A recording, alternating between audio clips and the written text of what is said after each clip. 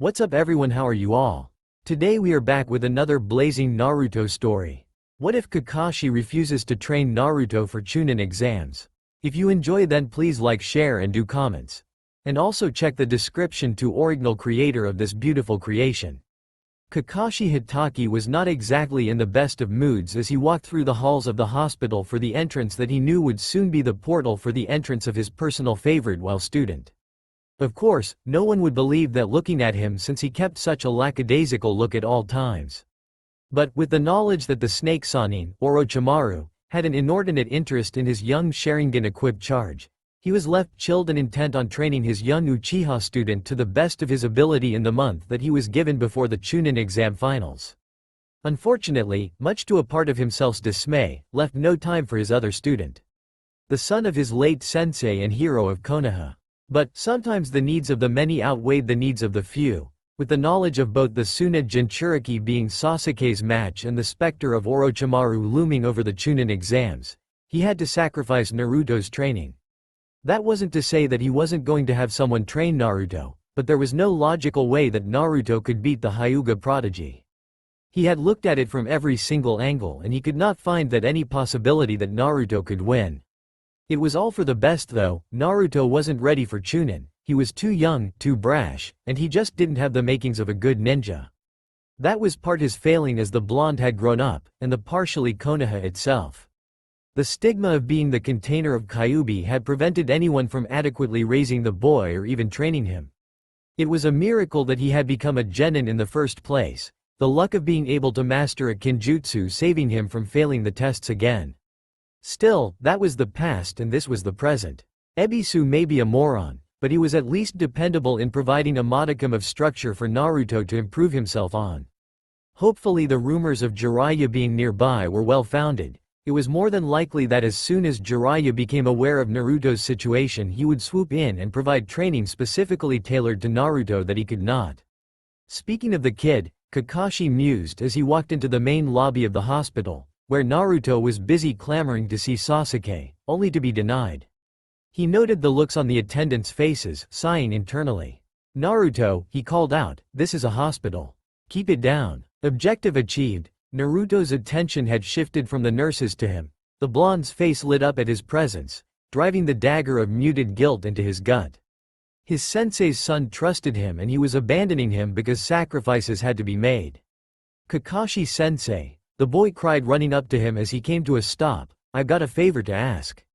"Which I cannot honor," he added silently, looking down upon him. "You don't need to say it all. I thought it would come to this, so I searched for someone to watch your training."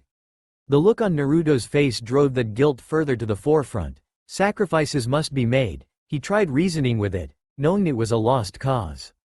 It was a cheap excuse based upon the premise that Sasuke just had better potential and he could train Sasuke easier because Sasuke, for all of his faults, could at least sit still and absorb the knowledge given to him without getting excited and screaming to the heavens. It was just a massive differential in personalities, that's what it was.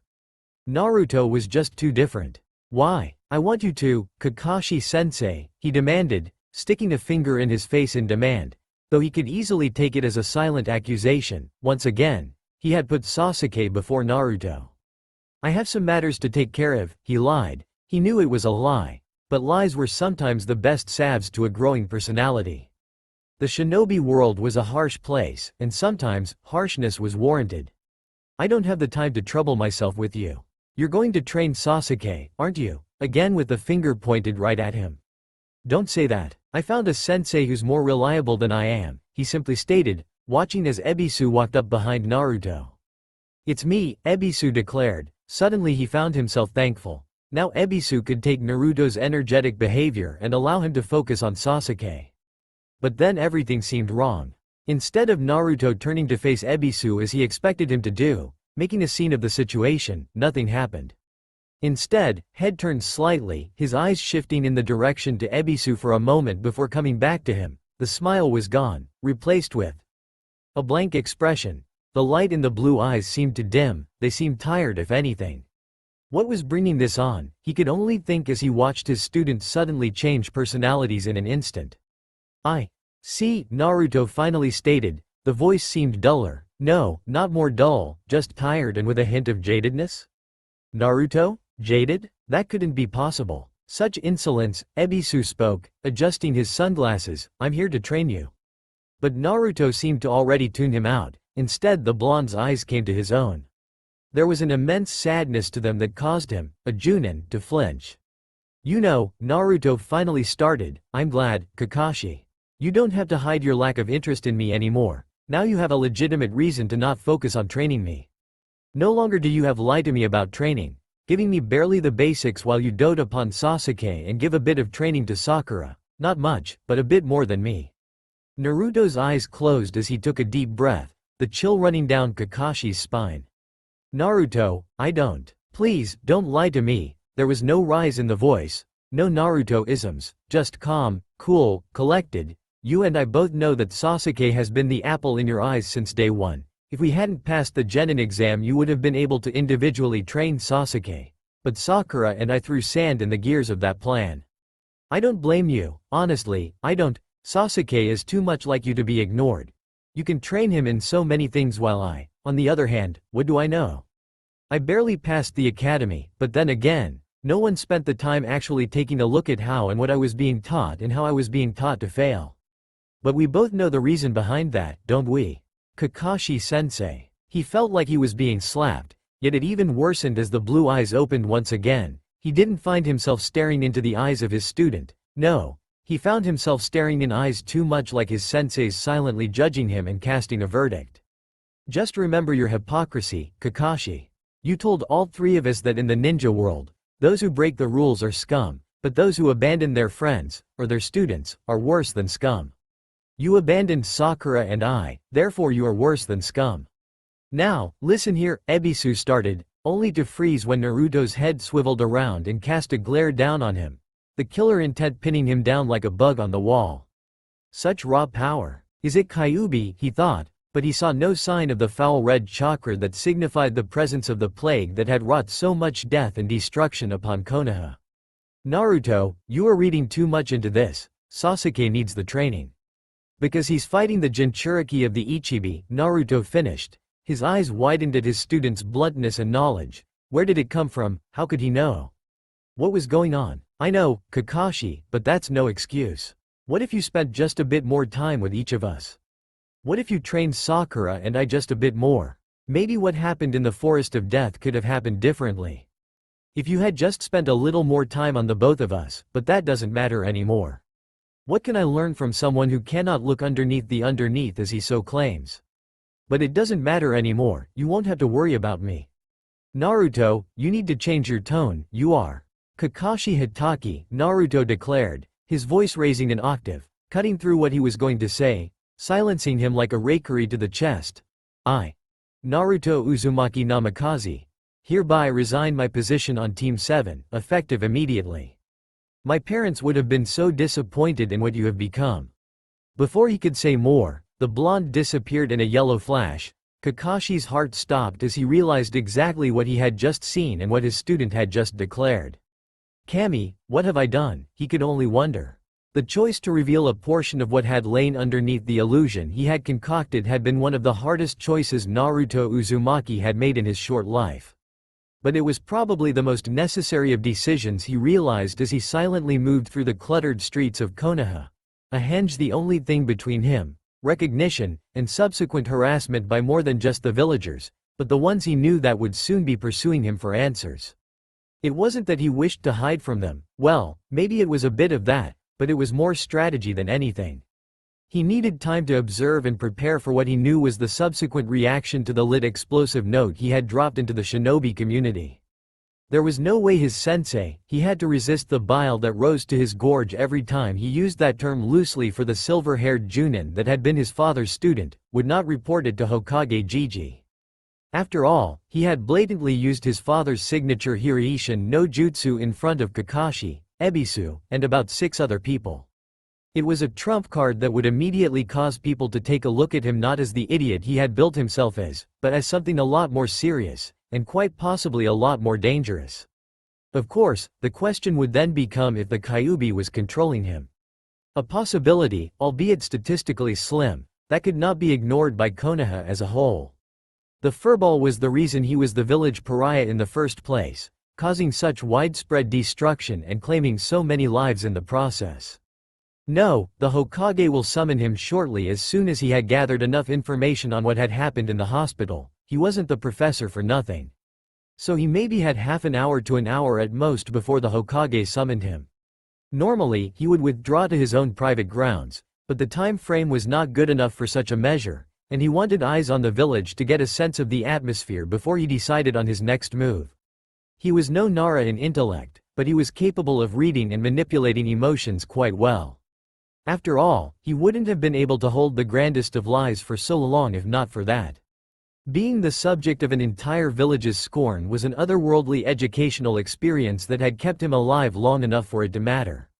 Slipping into the alleyway, he glanced around, checking to see that no one was watching him, taking another moment to look up. Not covering all possibilities could be deadly at the wrong time.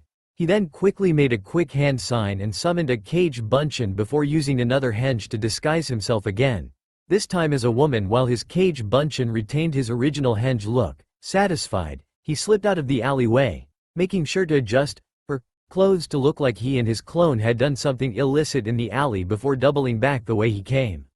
It was simple. When being looked for, the least likely place anyone would spend time looking is the datum from whence you came.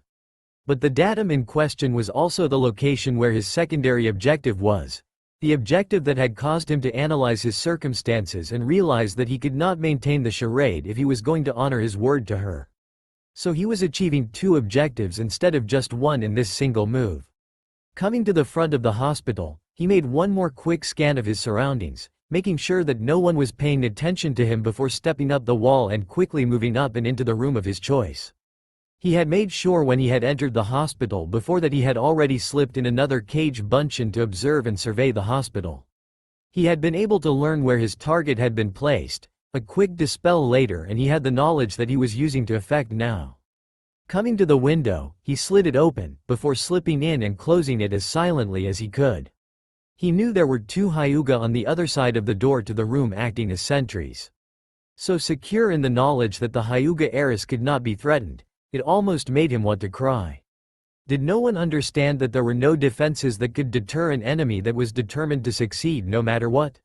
Shaking that thought off, he looked over at the subject of his current situation, Hinata Hyuga, heiress to the Hyuga clan, and probably the only girl who actually had feelings for him in Konoha. The last tidbit of information was one of the more difficult pieces for him to handle over the years. The idea that anyone, especially one of pretty much royal blood, could have feelings for him. Of course, adding to the situation, he had created the cage. Oh, the irony of that description, in which he could not acknowledge or even dare reciprocate such affections. That wasn't to say he loved her or anything, he honestly did not know. Love was one of those fickle things that escaped his comprehension for the time being, because to love and be loved meant that there were no barriers or deception within it. Even he understood Hokage Gigi's affection wasn't likely to truly be love as defined, as much as it was merely the manifestation of a caretaker looking over his charge. He was after all too much of an investment to let go to waste. But that was another maze to explore. His focus was solely upon Hinata right now. The Hokage could wait for a few more minutes. He had waited 6 years for this bombshell. What were a few more? Unfortunately, though, Hinata was sound asleep, judging by the rhythmic breathing. Dropping his henge, he settled into a chair that had been placed beside her bedside, probably for someone who cared. He doubted Hiyashi would spend a minute looking over his daughter. No, it was probably her sensei, Kurenai Yuhi, who had pulled up the chair. Choosing between simply leaving and just observing her, he found the irony in just the decision to just sit there and watch her, mimicking the very thing she had done to him so many times over the years. If it wasn't so improperly timed, it would be ironic. Of course, everything must come to an end. As he perked up to the sound of the door opening, he quickly slid into the corner, intent on watching who entered before he bade a swift withdrawal. However, the retreat option died down as he realized who it was. Kurenai's shocked expression at sighting him was stifled as he held up a finger to his lips, keeping her silent as he nodded to the door that finally closed, allowing them privacy. "Naruto," she murmured, quietly, "what are you doing here?" He tilted his head for a moment, before nodding towards Hinata. I came to check up on Hinata, he admitted, keeping his tone even. He had to check himself before he had acted like his old idiot self. It would probably take some time to firmly stamp out the persona he had worn for so long. How is she? She's doing better, Kurenai admitted, looking to Hinata. The doctors have fixed the damage. She'll make a full recovery. That's good, he returned as amicably as he could, flashing her a small smile, which caused her to frown, a look of confusion passing her features. Why are you here? Shouldn't you be training and getting ready for the exams? Exactly what he didn't want to discuss, but it was Kurenai. Odds are she was probably aware of his former sensei's failures. I don't have an instructor, he stated simply with a shrug, not like he needed them for what they would try and teach him, but Hinata's sensei didn't need to know that part. Kakashi decided that Sasuke required his full attention and I resigned my position in Team 7, I'm not going to receive any training. What do you mean you resigned from Team 7, Naruto? Kurenai hissed, her expression one of shock, but anything further pursuit of answers died on her lips. Naruto, came the mumbled words of Hinata through the breathing mask, as her lavender-tinted eyes fluttered open, her chest rising just a bit further as she drew a deeper breath before coughing, her strained body protesting the exertion. Naruto slid past Kurenai before she could even protest, reaching Hinata's side in a blur that surprised the Chunin sensei. Hinata's eyes met his own, even as he offered a small smile. He knew if she wasn't in such bad shape she would probably faint right away at his proximity. She opened her mouth to say something, but he held up a finger to his lips, shaking his head. He knew what she was going to ask. As much as he despised that elitist prodigy, he would not hurt Hinata's feelings and wishes. She was too kind for her own good at times, but that was what made her a lot stronger in his estimation than many shinobi. I understand. Hinata looked at him, before a faint smile crossed her features. The moment passed, her eyes slid back shut. The strain of just waking to the sound of his name was too much for her to continue any longer. He wanted to stay a bit longer, but he knew his time was up. He could sense the Anbu at the edge of his sensor periphery approaching quickly. Instead, he looked at Kurenai for a moment. Take care of her, I'll see about checking in on her in a few days, but I guarantee nothing. Then, he reached out to the telltale signature that he knew was in the Hokage's office, the seal signature necessary for his jutsu. And then to Kurenai's eyes he disappeared in a yellow flash.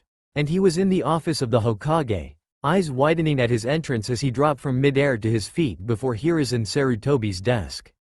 You have summoned me, Hokage-sama, he stated with respect, noting the shocked expression on the Hokage's face, the pipe hitting the desk with a clatter. In the corner of his vision, Kakashi was there pale as a sheet like he'd seen a ghost, which was pretty close to the fact. Fighting back the irritation that tugged at the corner of his consciousness, he focused his attention solely at the man he considered like a grandfather. A complex dichotomy when you really get down to it, considering the man was the Hokage of the village and he was the Jinchuriki of it. The emotional side of him wanted to believe that Hokage Gigi actually cared for and loved him deeply, but the more cynical logic side of him analyzed and recognized that it would be in the best interest of control if the Hokage presented himself as a grandfatherly figure. The man had willingly hid his tenant and his lineage, for what logical objective he still had yet to understand, but that didn't mean he couldn't trust him.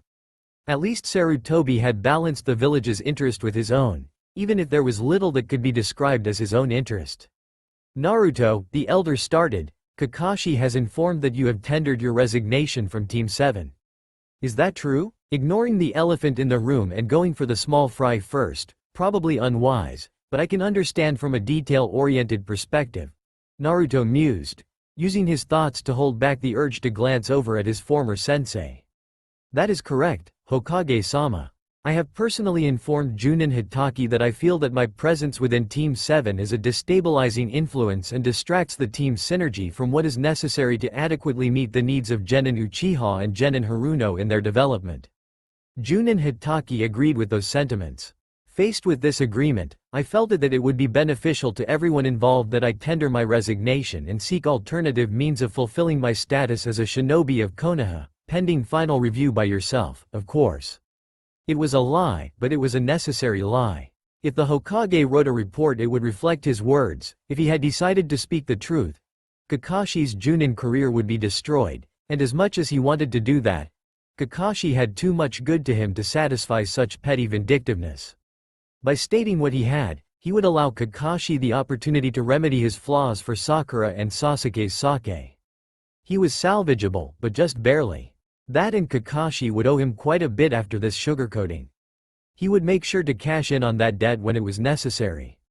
I see, the Hokage replied sagely, his hat shielding his eyes from view. But Naruto knew by the angle of it he was boring holes into Kakashi with his eyes. Naruto, you do realize what you have done is highly irregular. Yes, but it was necessary. I could not offer enough to the team to enhance its success rate. Again, a well-manicured lie, but with what was on the record so far, no one could dispute it. He was the dead last and a drain on the team itself. There are probably several genins after the latest Chunin exams who had lost some of their members that could replace me. It would only be appropriate considering the circumstances. But the objective was met, the Hokage's expression hardening even as his eyes flitted towards Kakashi. He didn't say anything for a good minute, intent on recollecting his pipe, refilling it, and lighting it up. He took a deep drag of it before letting it out, smoke filling the room. Very well then, Naruto. I will accept your resignation from Team 7. However, you understand there will be repercussions for your actions. Hi. Now, Naruto, would you kindly explain to me what is going on? He looked around, casting a cursory glance where he knew the 4 Anbu guards for the Hokage were. I'll only explain it to you and you alone, Hokage-sama. I ask that everyone else leave. Familial considerations. Naruto, are you sure? Kakashi will be informed when he needs to be and no sooner. Hokage-sama, he interrupted as cordially as he could. Your acceptance of my resignation officially dissolves the sensei-student relationship between myself and Junin Hitaki. I no longer am required nor do I feel inclined to share S-rank information outside of the normal chain of custody that exists for the purpose of information security. Ergo, I refuse to share, as is my right as a shinobi of Konoha, sensitive information with him, and humbly request that you honor my wishes. It took a few moments for them to understood. He knew that, after all, they still had the illusion of the loud, obnoxious, and clueless Naruto Uzumaki, not the calm, precise, and intelligent reality that existed in front of them. He had to resist to laugh as he heard one of the Anbu, Neko he was pretty sure, murmur, Kai. The look though on the Hokage's face though was both a mixture of shock and resignation. He suddenly looked even older than he was. Kakashi, Anbu, please leave us. The shuffle was all he needed to hear as he kept at attention. The closing of the door all he needed to hear to know they are alone. He watched as the Hokage slowly took off his ceremonial hat and sat it down on the table, massaging his temples before he activated a silencing seal in the room. The pop in his ears letting Naruto know that they were secure. Well, Naruto, he started with a wan smile, let's hear it. And here we go, Naruto thought as he focused upon himself. Kai, he whispered, the final mask dissolving before his grandfather figure. He knew what the Hokage was seeing before him. The orange jumpsuit faded away like the illusion it had been for years now, giving way to proper ninja attire of dark blue shinobi pants and shirt. The short sun-kissed blonde hair lengthened into something akin to his father even as he grew several centimeters in height. The scrawny and weak body fading into a healthy body reflective of his age and the training he put through it over the years. He knew he looked like his father, it was the way he honored him, just like he honored his mother in another way. I know everything, Hokage-sama.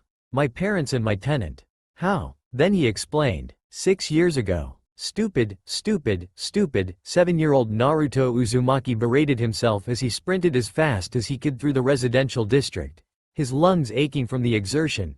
Blood sliding down his right arm from the nick in his shoulder from a thrown shuriken. It had been his best prank yet. Slip into the Konoha military police headquarters and place bright orange paintballs in various traps. That would brighten the disposition of those always gloomy Uchihas that always seemed to have it out for him.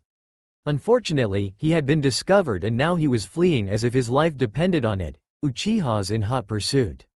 He knew if they caught him they'd punish him severely. They always did. Running into an alleyway, he stopped to catch his breath, desperately trying to catch his breath, his back pressed firmly against the wall. He knew they were coming, but he couldn't get any more out of his body. Everything hurt and didn't want to do anything more than just rest. He froze as he heard the faint sound of feet hitting a hard surface above him, causing him to look up to the night sky. It was as he did that he suddenly found himself falling backwards, the wall no longer the firm ground it had been.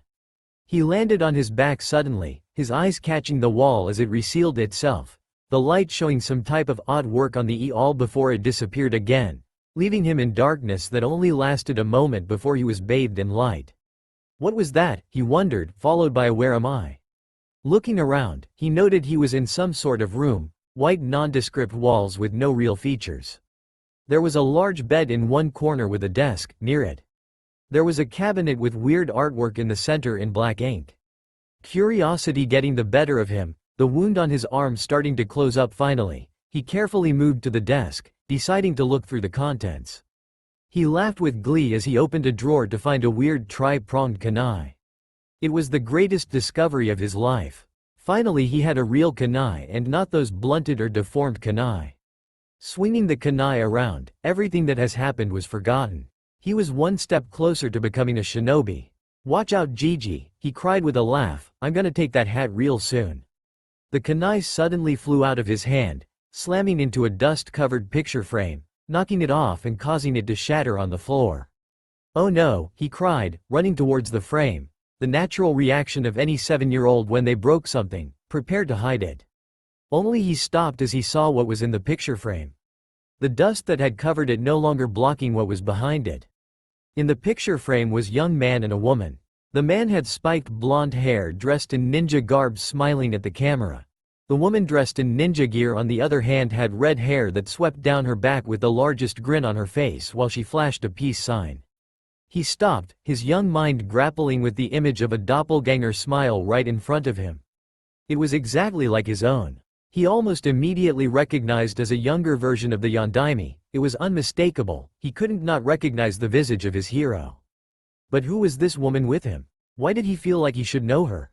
He wasn't exactly the smartest kid, but it took a certain level of intelligence to be able to prank just about anyone and evade Chunin and even Junin. That part of his brain was racking itself. Why had he been able to come here? That had obviously been a seal of some sort that had caused him to phase through the wall. The one incident with an explosive tag had taught him to recognize a seal when he saw it. So why did it react to him? He would have heard if someone had found a room like this. Anything related to the Yondaime was sacrosanct. If it had been discovered it would have been the talk of the village. Which meant the seal was keyed to something. His eyes shifted over to the cabinet. The art must be a seal of some sort, and if this place had a special trigger seal, then this must as well. So how did he trigger it? What did he do it? He was leaning against the wall, out of breath, and bleeding from. That had to be it, he thought, as he grabbed the kunai again and walked over to the cabinet, hand gripped tightly around the kunai as he felt nervous as he stood before the cabinet. He placed his unblooded hand upon the seal, holding it for a few seconds but nothing happened. He then brought that same hand back as he brought up the kunai and brought it across the hand, wincing as he felt metal slice into flesh. Blood beginning to flow from his hand, he brought it down into the middle of the art. "Yata," he cried, his suspicions confirmed as the art lit up, the seal reacting to his blood, the audible sound of a click echoing in the near-empty room. He then opened it, his eyes wide as saucers as the cabinet was revealed to have the ornate cloak with the kanji for fire on it. It was the cloak of the Yondaime, he couldn't believe it. It was definitely the best thing ever. He grabbed the cloak off the hook, noting absently even more of those tri-pronged kunai and a bunch of scrolls in the walls.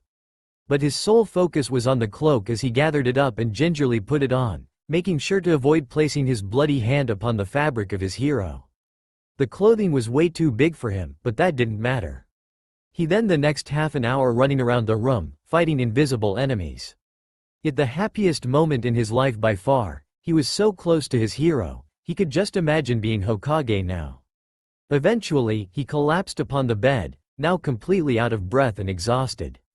The adrenaline and euphoria wearing away, leaving questions that needed answering.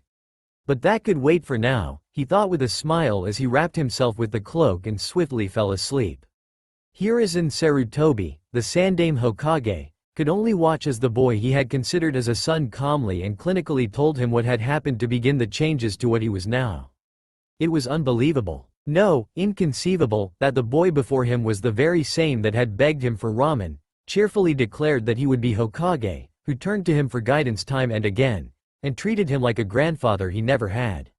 What was before him, on the other hand, was something entirely different, almost scarily so.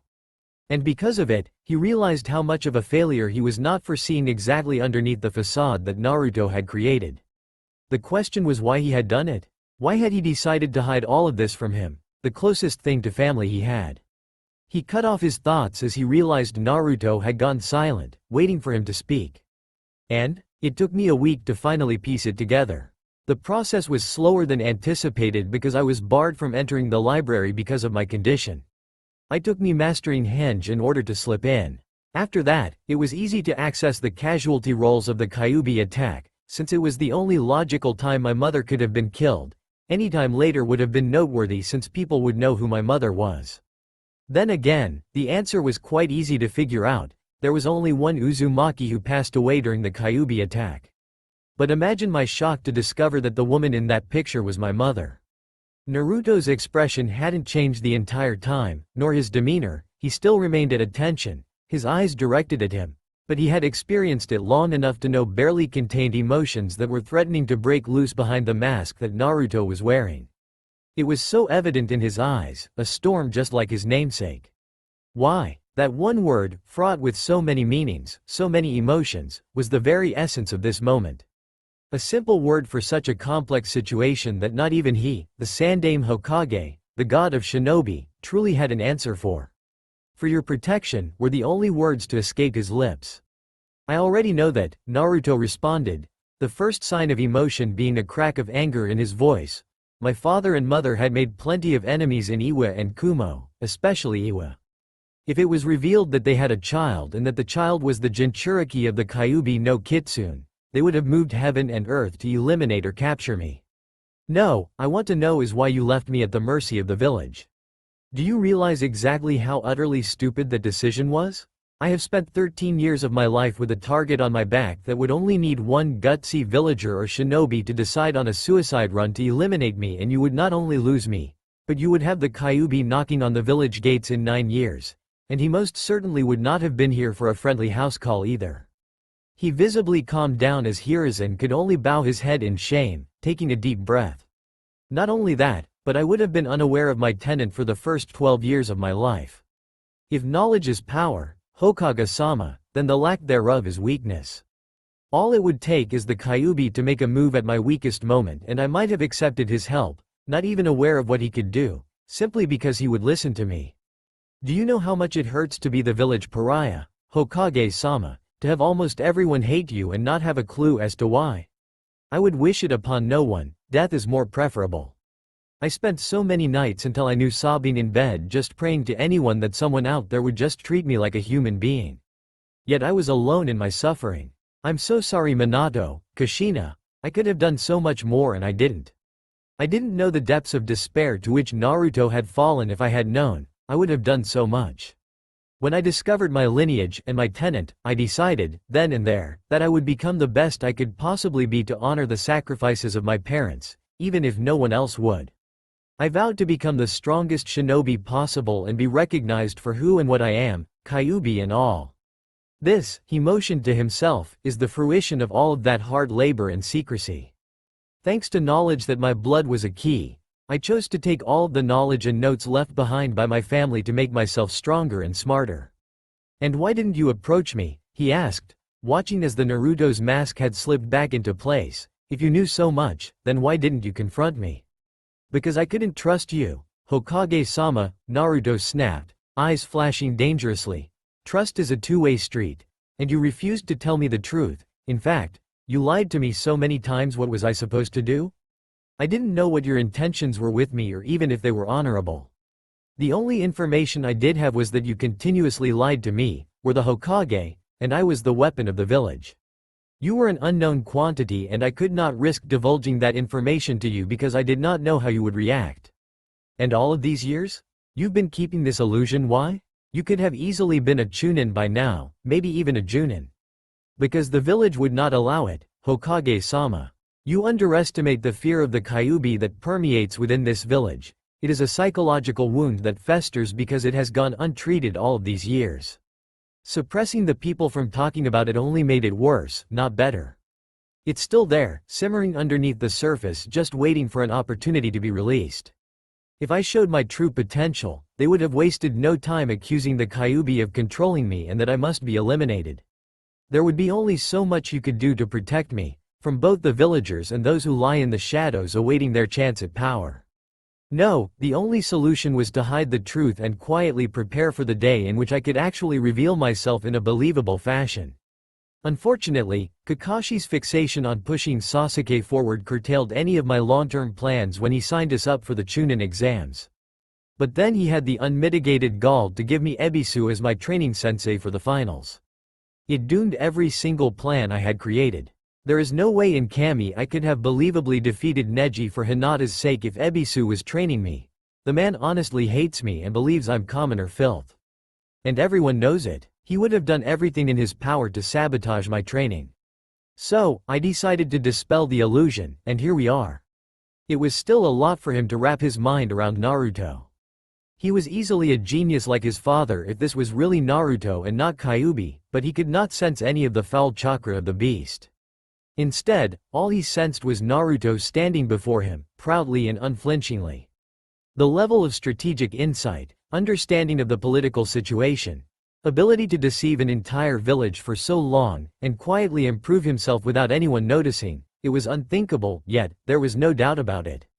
Naruto Uzumaki was truly the most unpredictable ninja in Konoha, and in the midst of the sadness at losing the little boy who referred to him as Gigi with a bright smile and a ebullient demeanor, he took pride in the intelligent and mature beyond his years shinobi that stood before him. His parents would truly be proud of him. Naruto, my apologies will never be enough to make up for what has happened to you. My apologies, Gigi, but you don't need to apologize. You made a judgment call. It may have been the wrong call in the long run, but it was the call you believed was the right one. Am I angry with you? Betrayed a bit? Yes and yes. But a shinobi's life is one of hardship and I've endured in for the better. In fact, if anyone should be thanking you, it should be me. I would not be who I am if not for what you did. I could have ended up much worse, he offered with a sardonic smirk. I could have ended up like the precious Uchiha-sama, arrogant and spoiled. I'm grateful to you, in spite of the thorns along the way. Nonetheless, Naruto, I humbly request that you accept my deepest apologies, to you, Minato, and Kushina. Apology accepted, Gigi-san. A faint glimmer of the boy was his reward as Naruto smiled widely, his eyes sliding shut in that all-too-familiar fox-like grin.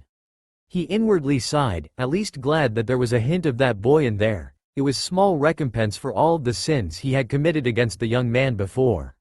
I know this may seem improperly timed, and I do apologize, Naruto, but I need to know what you are capable of. Since this is the real you? Naruto stiffened just slightly, his eyes sliding shut for a split moment before opening again. I think I said enough by mentioning my family's knowledge. I would prefer to keep some of my abilities close to my chest until after the Chunin exams. But, I will admit that my Hiraishin is only capable of transporting me limited distances. I have not been able to manage transporting people with the jutsu, and I can't place the seal on objects yet, so I'm limited to whatever kunai I carry with the seal on them.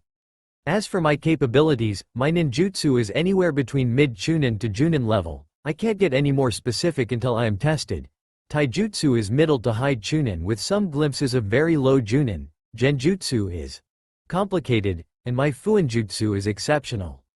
In actuality, I could probably take a crack at Junin and pass with a bit more experience. Though I'm more interested in taking a shot at joining Anbu. Kami, age 13, and he's talking about joining Anbu? But then again, this is the new Naruto. If what he's claiming is correct, he might just have what it takes to do it. Though, I don't know if that is what Minato and Kushina would want, especially at his age. So it would be pointless for you to take the Chunin exams, you are saying? No, Naruto responded harshly, I want to do the Chunin exams, I have to do the Chunin exams. There is no other way for me to be acknowledged, Gigi. I refuse to accept any gifts or breaks simply because of my skill or my lineage. I want to earn everything, one way or another. I would be selling my pledge to my parents short if I did it any other way. I see, he replied, stroking his goatee. Very well, Naruto.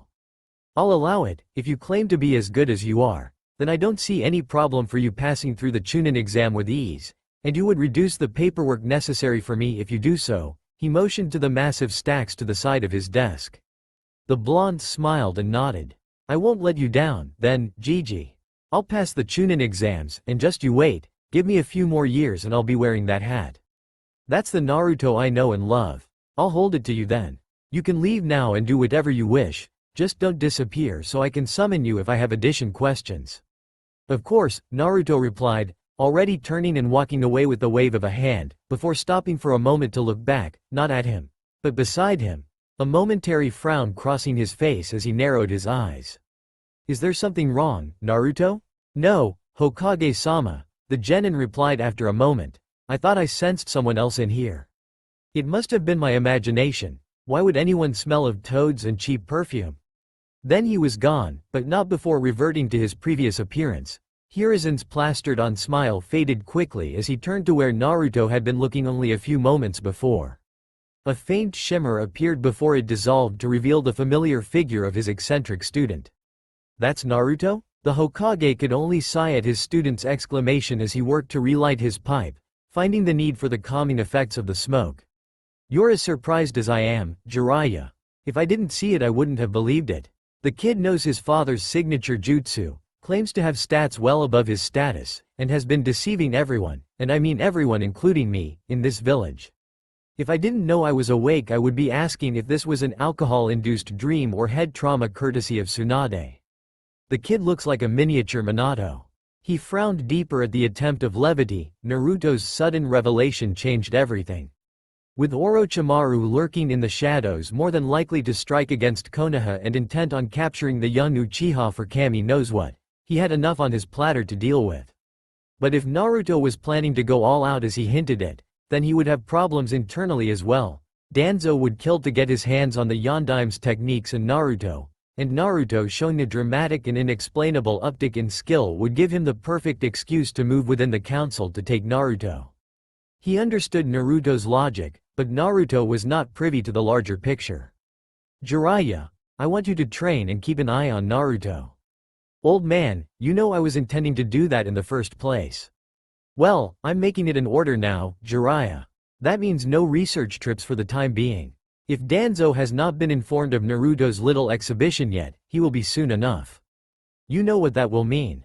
Jiraiya nodded gravely. "Well, I better get to the Gaki then," the Toad Sannin declared. "Find out exactly what I can train him, if anything." He only nodded in response as Jiraiya slipped through the window and exited. "Naruto, what am I going to do with you? And nothing is the truth." After leaving the Hokage's office, Naruto had decided to simply wander around Konoha after slipping back into a henge in order to be able to continue to be unmolested. It was becoming more of a habit as time had come on until he did it as often as possible. That and the liberal use of shadow clones allowed him the ability to get a pulse of the village without anyone knowing the better. He could see why it was such a useful intelligence tool and one that he was not going to make anyone aware of until he was satisfied he no longer needed it. Its worth as an early warning network to possible threats on his life had allowed him to avoid a handful of the more dedicated attempts to kill the demon spawn over the years. After checking with his contacts, he decided that he had enough time to grab a quick bite.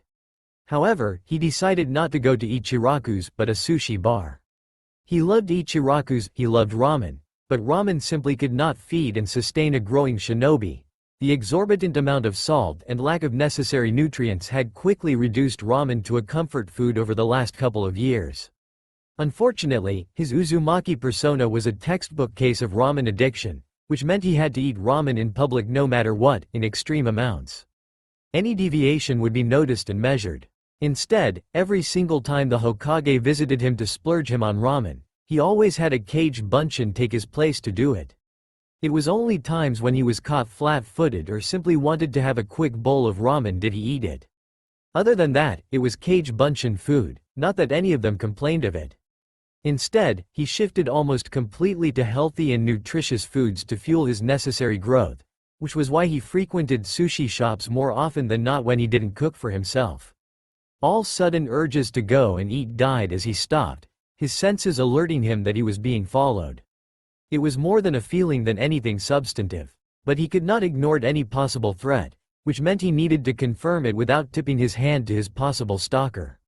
Nearest Cage Bunshin is about a block away, checking on the dango shop. He should be positioned at the window, so let's get some eyes on this guy. Changing directions, he made sure to walk right by the dango shop, bringing his hand up to cover his mouth as he yawned before running his thumb over his nose and then finishing with a fist as he finished the yawn. It was a subtle signal he had worked with his clones to indicate that he was being followed. Now all he had to do was wait. A few blocks later he got his answer, the Cage Bunshin's memories flooding into his mind.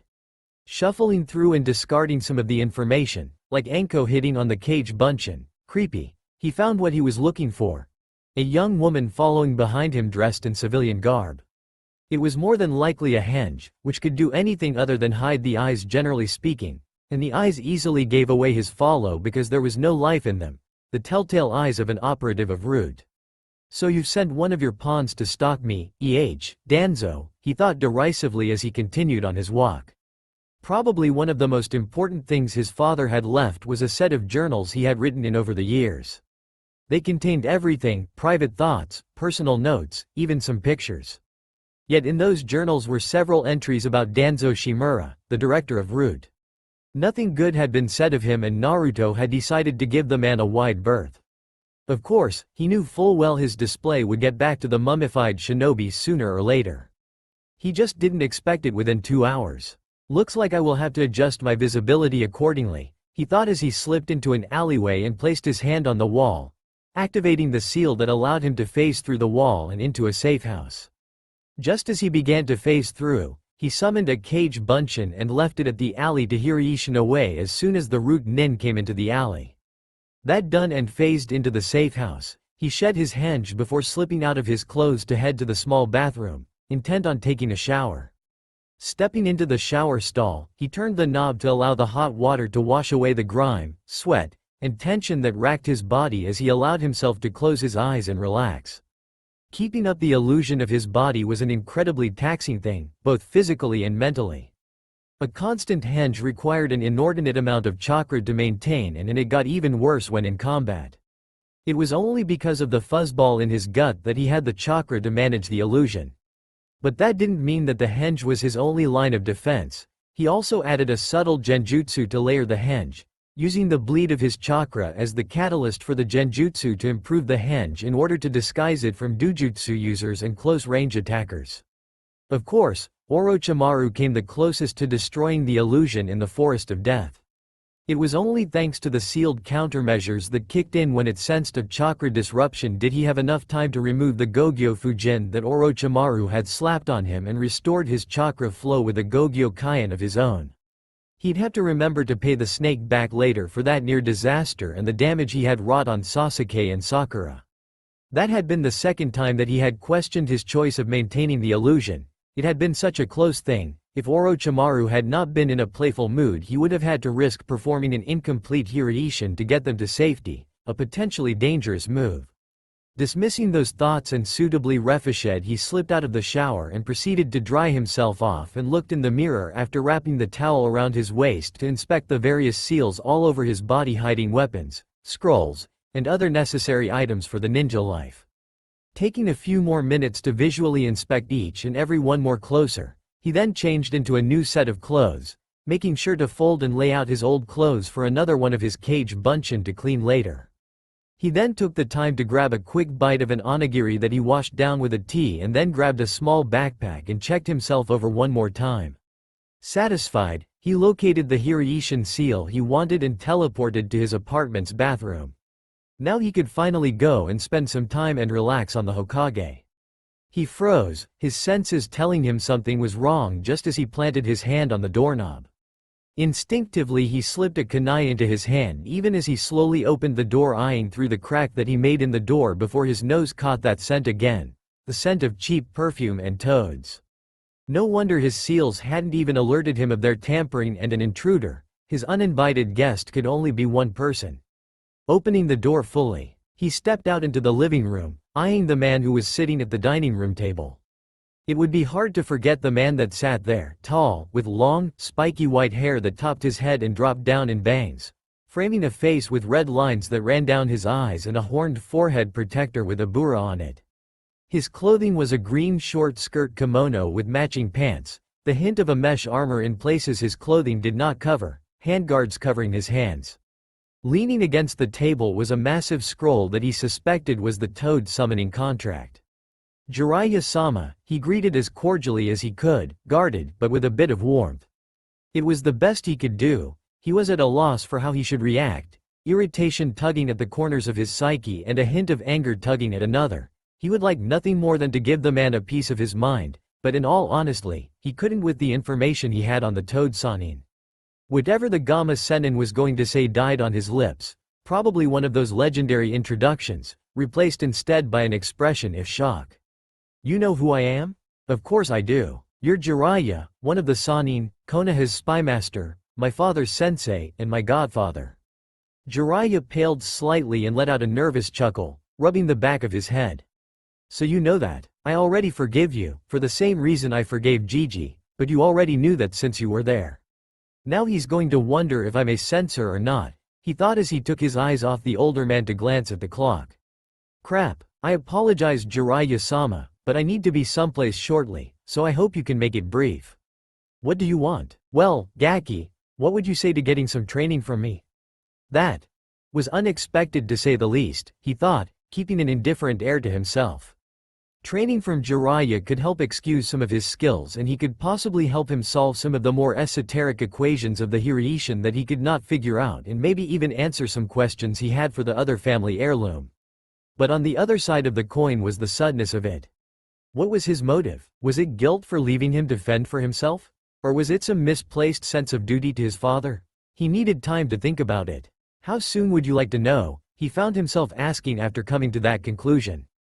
The Gamma Sennin blinked, probably out of surprise that he hadn't leapt at the opportunity. I don't know, Gaki, I had expected you to accept right away. Not every day I offer to train anyone. I figured that, but I would just like some time to think on it. I'm grateful you are offering me this opportunity, but I would rather just have a bit of time to mull it over. Can you just give me until this evening? Sure, it's the least I can do for you. Thank you, I need to run. Just make sure you reactivate the seals when you leave, he called as he hanged into his orange jumpsuited form and ran out the door. He was running late and would need to double time it for him to get there. He didn't even look back to note that Jiraiya was already coming out of his apartment looking after him. Nor did he hear Jiraiya's next statement. If you could only see your son, now, Minato. Of all the times in his life he had made the excuse for being late that he was lost on the road of life, did he ever believe that it would ever be true? Yet, that was exactly what was happening to him as he wandered through the streets on his way back to the hospital after grabbing the gear he needed to train Sasuke. But it wasn't Sasuke, it was the sun-kissed blonde teammate of the Uchiha that dominated his thoughts. He was still shaking off the shock of what had happened in the last few hours. He had always prided himself for being able to see underneath the underneath like his sensei had taught him, but he had never had any inkling that his sensei's son would be the living embodiment of that sentiment. And those eyes would haunt him for many sleepless nights to come. What had been warm, expressive, and full of life had become guarded, calculating, and irritatingly neutral even as they cast silent judgment upon him. It was like being under Minato-sensei once again and being found disappointing. He would never be able to let it down. Then the meeting with the Hokage had made it even worse. Not once did Naruto look at him or even refer to him as sensei. In fact, it seemed Naruto made a concerted effort to treat him nothing more than a peer and superior officer. Even ignoring the fact that Naruto had been surprisingly merciful by not throwing him to the wolves because he had consciously spent more time training and catering to Sasuke than to Sakura and himself. He was grateful for that, but it still did not assuage the agony that lay within his heart at his students' actions, justified as they may be. Out of the way came a cry, causing him to be dragged out of his thoughts at the familiar sound of a voice. His single eye catching the sight of an orange blur darting in and out of the crowd coming towards him. A small bit of hope came to him. Here was his chance to try and make amends with Naruto. "Yo, Naru," he greeted in his normal fashion, only for his voice to fail him as those cold eyes dart to him for a second, the silent accusation and dismissal in them, before Naruto already slid by him, not even taking the time to look back. Kakashi could only stand still there, his mind replaying those same eyes casting that cold look over and over, before coming to a decision. He needed to get out of Konoha and think about all of this. Of all the things that he as Naruto Uzumaki could do, that Naruto Uzumaki Namikaze could actually enjoy and feel proud of while running around in his orange buffoon persona, and that was sitting on the head of Hokage Monument, specifically on the head of his father. That one act served to remind him of who he was, and because no one ever came up here anymore because of his presence, it allowed him the only place to be himself. And by being himself, he could sit upon his father's head and watch the sunset over Konoha, just simply enjoying the poetic beauty of it and feeling closest to his father outside of wearing that iconic jacket of his father's. But even more importantly, this simple exercise allowed him to do the one thing he actually truly enjoyed, writing in the small journal he kept on his person at all times, entailing his thoughts, his experiences, poems, and even sometimes he would draw a small picture in the pages. One of the things he had quickly learned after he had decided to become a strong shinobi and hide that very fact was the dangers of something he had later discovered was called cognitive dissonance. The problem was that in maintaining his Uzumaki persona at the same time maturing into an entirely different branch was that it created identity issues. Sometimes he would catch himself about to act in his Uzumaki Namikaze persona, only to quickly stop himself and act correctly, or even the other way around.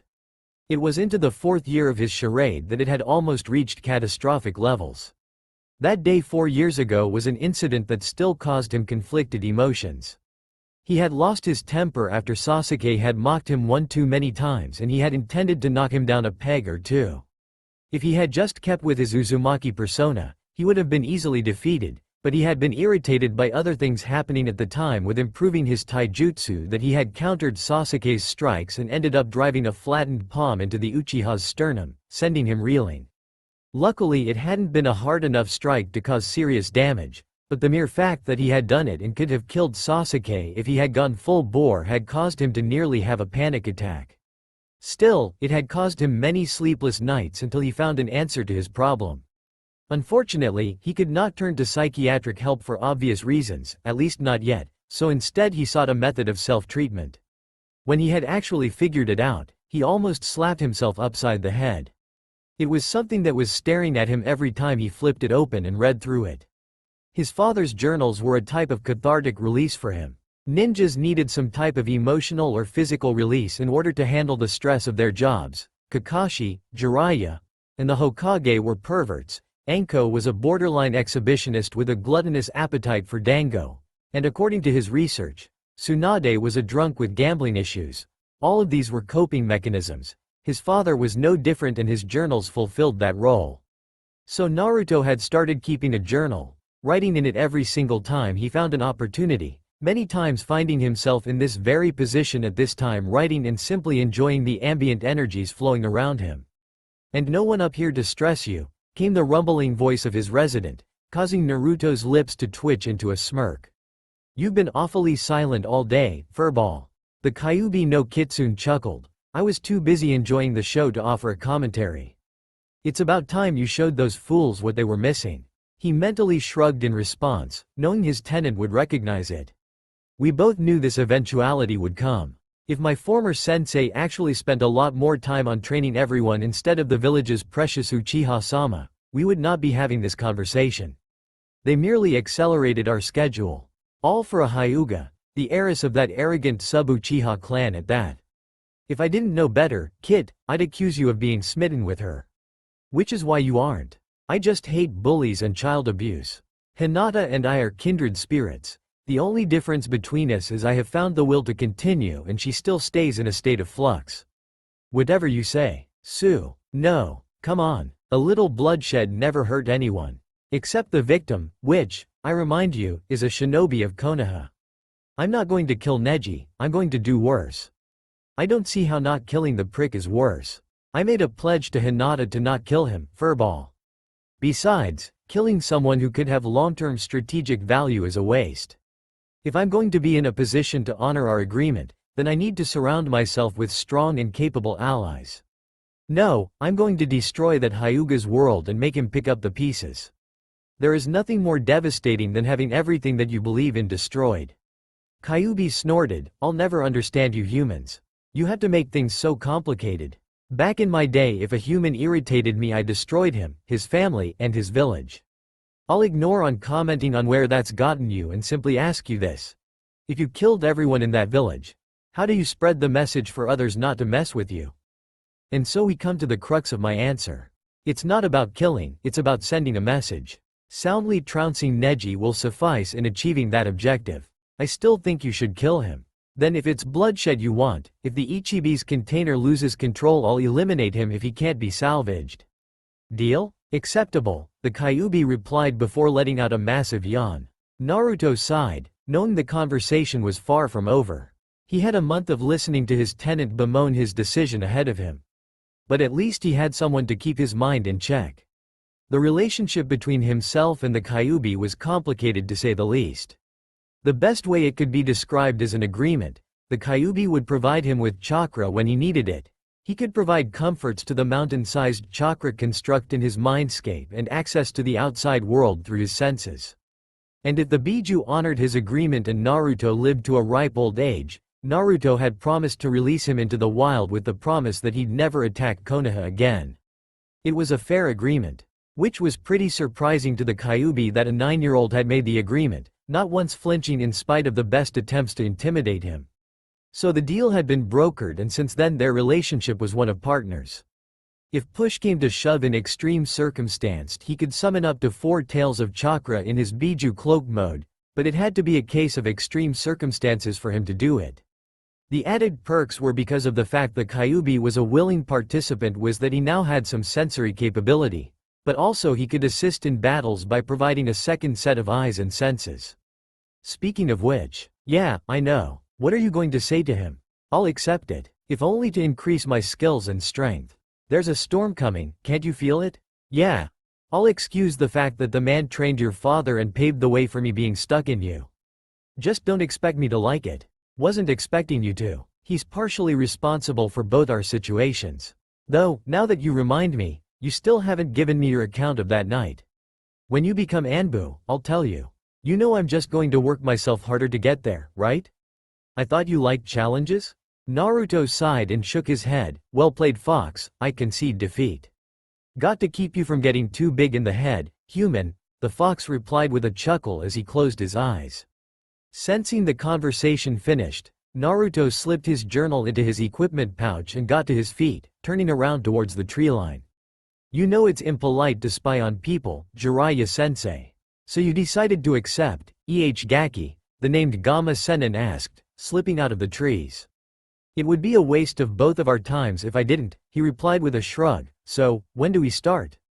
Right now. Jiraiya then retrieved the large scroll on his back and placed it down. Well, Naruto, how would you like to sign the Toad summoning contract?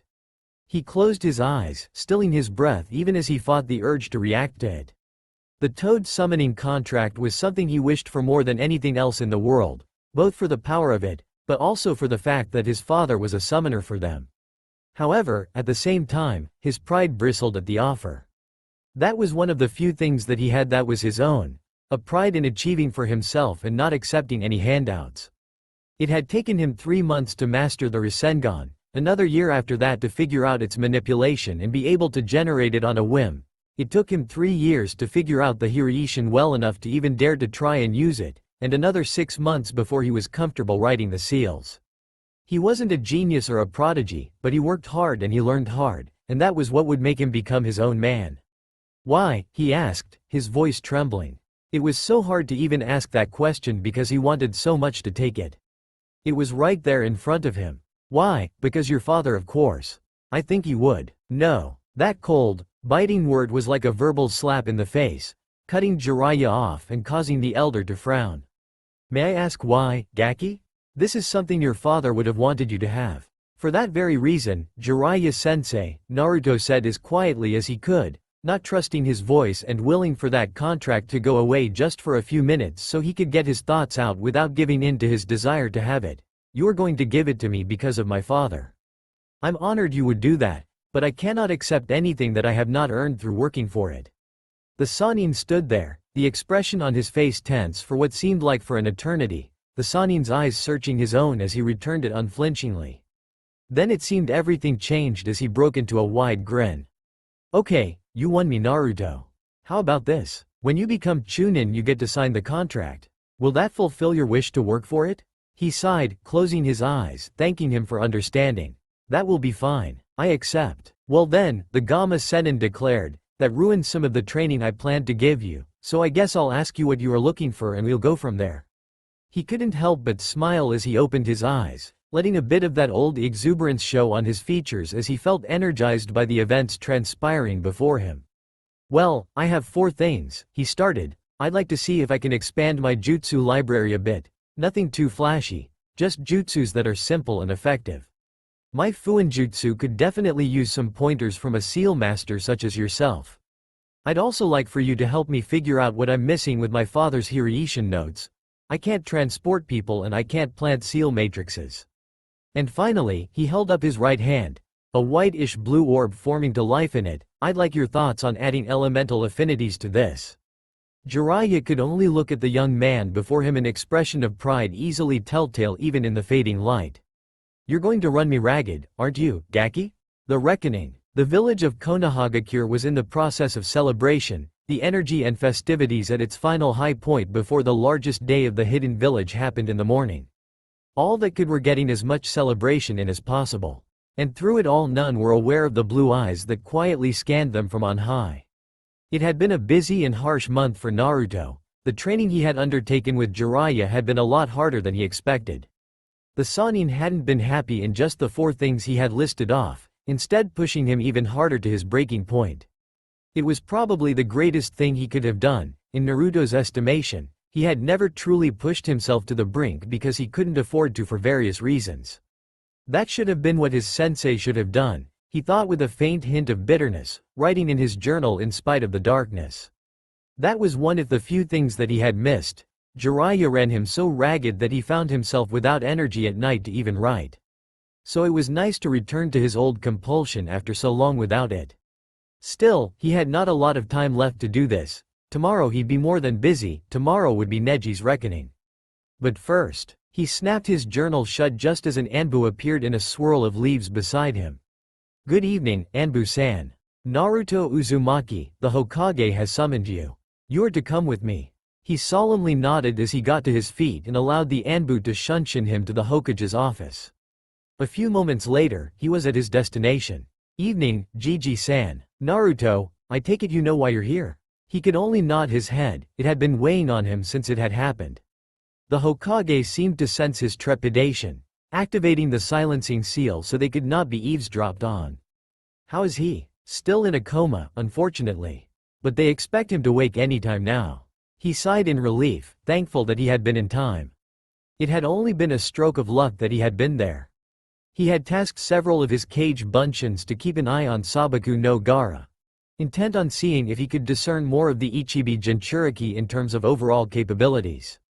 He was rewarded front row seats to the fact that not only was the one-tailed Biju holder unstable, but he could wield a type of sand-cloaked form. He shuddered to think of what could happen if the Ichibi broke its already fragile cage. Yet for Gekko Hayate it was his salvation. One of Naruto's cage bunchins had witnessed the Tokubetsu Junin's swift retreat in pursuit.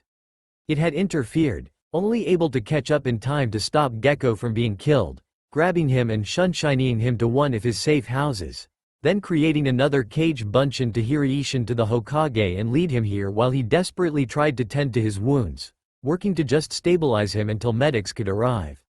It was a calculated gamble by the cage bunchin, knowing that its boss would be livid at the reveal of one of his safe houses, even worse the revealing of his information network, but it couldn't be helped. He knew boss would have been apoplectic if he hadn't acted at all. It was only a short time later that the Hokage showed up with his Anbu escort and cage bunchin to access the seal. An Anbu swiftly got to treating him before evacuating him to a hospital. But the Hokage stayed, the look on his face a mixture of irritation and betrayal as he looked around the safe house before beginning to interrogate him on the incident. Unfortunately, none of the cage bunchin had eyes on the area Gekko had been spying on, arranged in a way that focused solely upon Gaara. Gekko just managed to catch the attention of one of them when he fled. The identity of the attackers was unknown. Satisfied with the cage bunchin's answers, The cage had asked him about the safe house and the cage Bunshin network Naruto had, unfortunately. The Bunshin merely informed him that he was not privy to say that it was above his clearance line. He was already violating it by showing the Hokage any of this. Naruto would fill him in when he returned. Luckily the Hokage had accepted that but made a point that Naruto would answer to it and that anything else that his cage Bunshin witnessed that threatened village security be reported to him immediately. He had then left, allowing the cage Bunshin to disperse and inform its master. And now here they were. I'm glad. Naruto exhaled the held breath he wasn't even aware he was holding. Naoko-san would like to also extend her gratitude for your actions since she is not here, Naruto. You mean she's? A nod was the only confirmation he received, allowing Naruto to smile faintly. It looked like his cage Bunshin had prevented a lot more than the loss of life but a broken heart as well. I was only doing my job as a nin of Konoha. A warm smile flickered on its face before it disappeared. I'm glad you brought that up, Naruto. Since it is as a nin of Konoha that I've summoned you here to explain your reluctance to share information that could prove to be vital to the security of this village. How long have you been operating an unauthorized intelligence ring in this village? 5 years, Hokage-sama. And the purpose of it? Intelligence, early warning, and other executable orders in order sustain me. Explain. My cage Bunshin serve as an early warning network for me, mingling into the population and eavesdropping on conversations. They alert me if there is a scheme to deal with the demon, as they like to refer to me as. It's helped me avoid several attempts upon my life. The room chilled significantly as a massive amount of killing intent lashed out from those in the room. What? The Hokage asked, his voice low. Naruto shrugged, they were all avoided. What more is there to ask? Just like being banned from almost every store and restaurant outside of Ichiraku's, I adapted and survived. Nothing worth digging up any further. That will be for me to decide, Naruto. I made perfectly clear at your birth what would happen if they violated my orders. He stared at the grandfather figure for the longest time before he sighed, knowing the expression all too well when he had his mind set. The problem was he hated unneeded bloodshed, especially if there were other options available to achieve the same objective. As much as I would like for them to die, Hokage-sama, he started quietly, I think I have a better idea in chastising not only them, but the rest of the village. The Hokage looked at him for a few moments before nodding. The Chunin exams, you plan to reveal your parents. Among other things, there is nothing more shaming than the fact that they have treated the son of the man they worship as a hero like a pariah. But maybe I am being too cruel, he added with a questioning eyebrow raised. No, I actually think that might be more appropriate, was the response with a wintry smile, and it will also give me the excuse of giving you what you rightfully deserve, Naruto. He nodded, knowing what that meant. Because of the fact that his mother had been the sole known survivor of the Uzumaki clan and his father, because he became Hokage, was granted his own clan in recognition of that achievement, meant that he would become a clan head of not one, but 2 clans when he announced who he was. It was something he did want because it provided additional protections for him against any type of council maneuvers to contain or manipulate him. It would also allow him the opportunity of forming alliances with other clans for the future. The wintry smile on the Hokage's face then faded, reminded of something, however. You have distracted me from my other question, Naruto. How many of these safe houses did Minato leave? 13. There was a 14th, but it was destroyed during the Kyuubi attack according to all indications. According to what notes I do have, they were intended to provide several points of protection in the event of an invasion of Konoha, but also could serve as hiding spots for my mother in the event her affliction became public knowledge. And you were going to inform me of this when? Naruto rubbed the back of his head, offering a disarming smile that didn't seem to work as he admitted, I didn't see the necessity of it, Gigi. They were something left to me by my father and I preferred to keep them secret so in case something happens to me I have somewhere to run. Minato seemed to be one step ahead of everyone else at times, the Hokage murmured with a shake of his head. I won't push you to stop your cage Bunshin Naruto, nor will I ask for the location of the safe houses. I just ask for some discretion. I can guarantee I will. Thank you for trusting in me. I've always trusted you Naruto, the elder stated mirthlessly, I just wish I'd been there for you.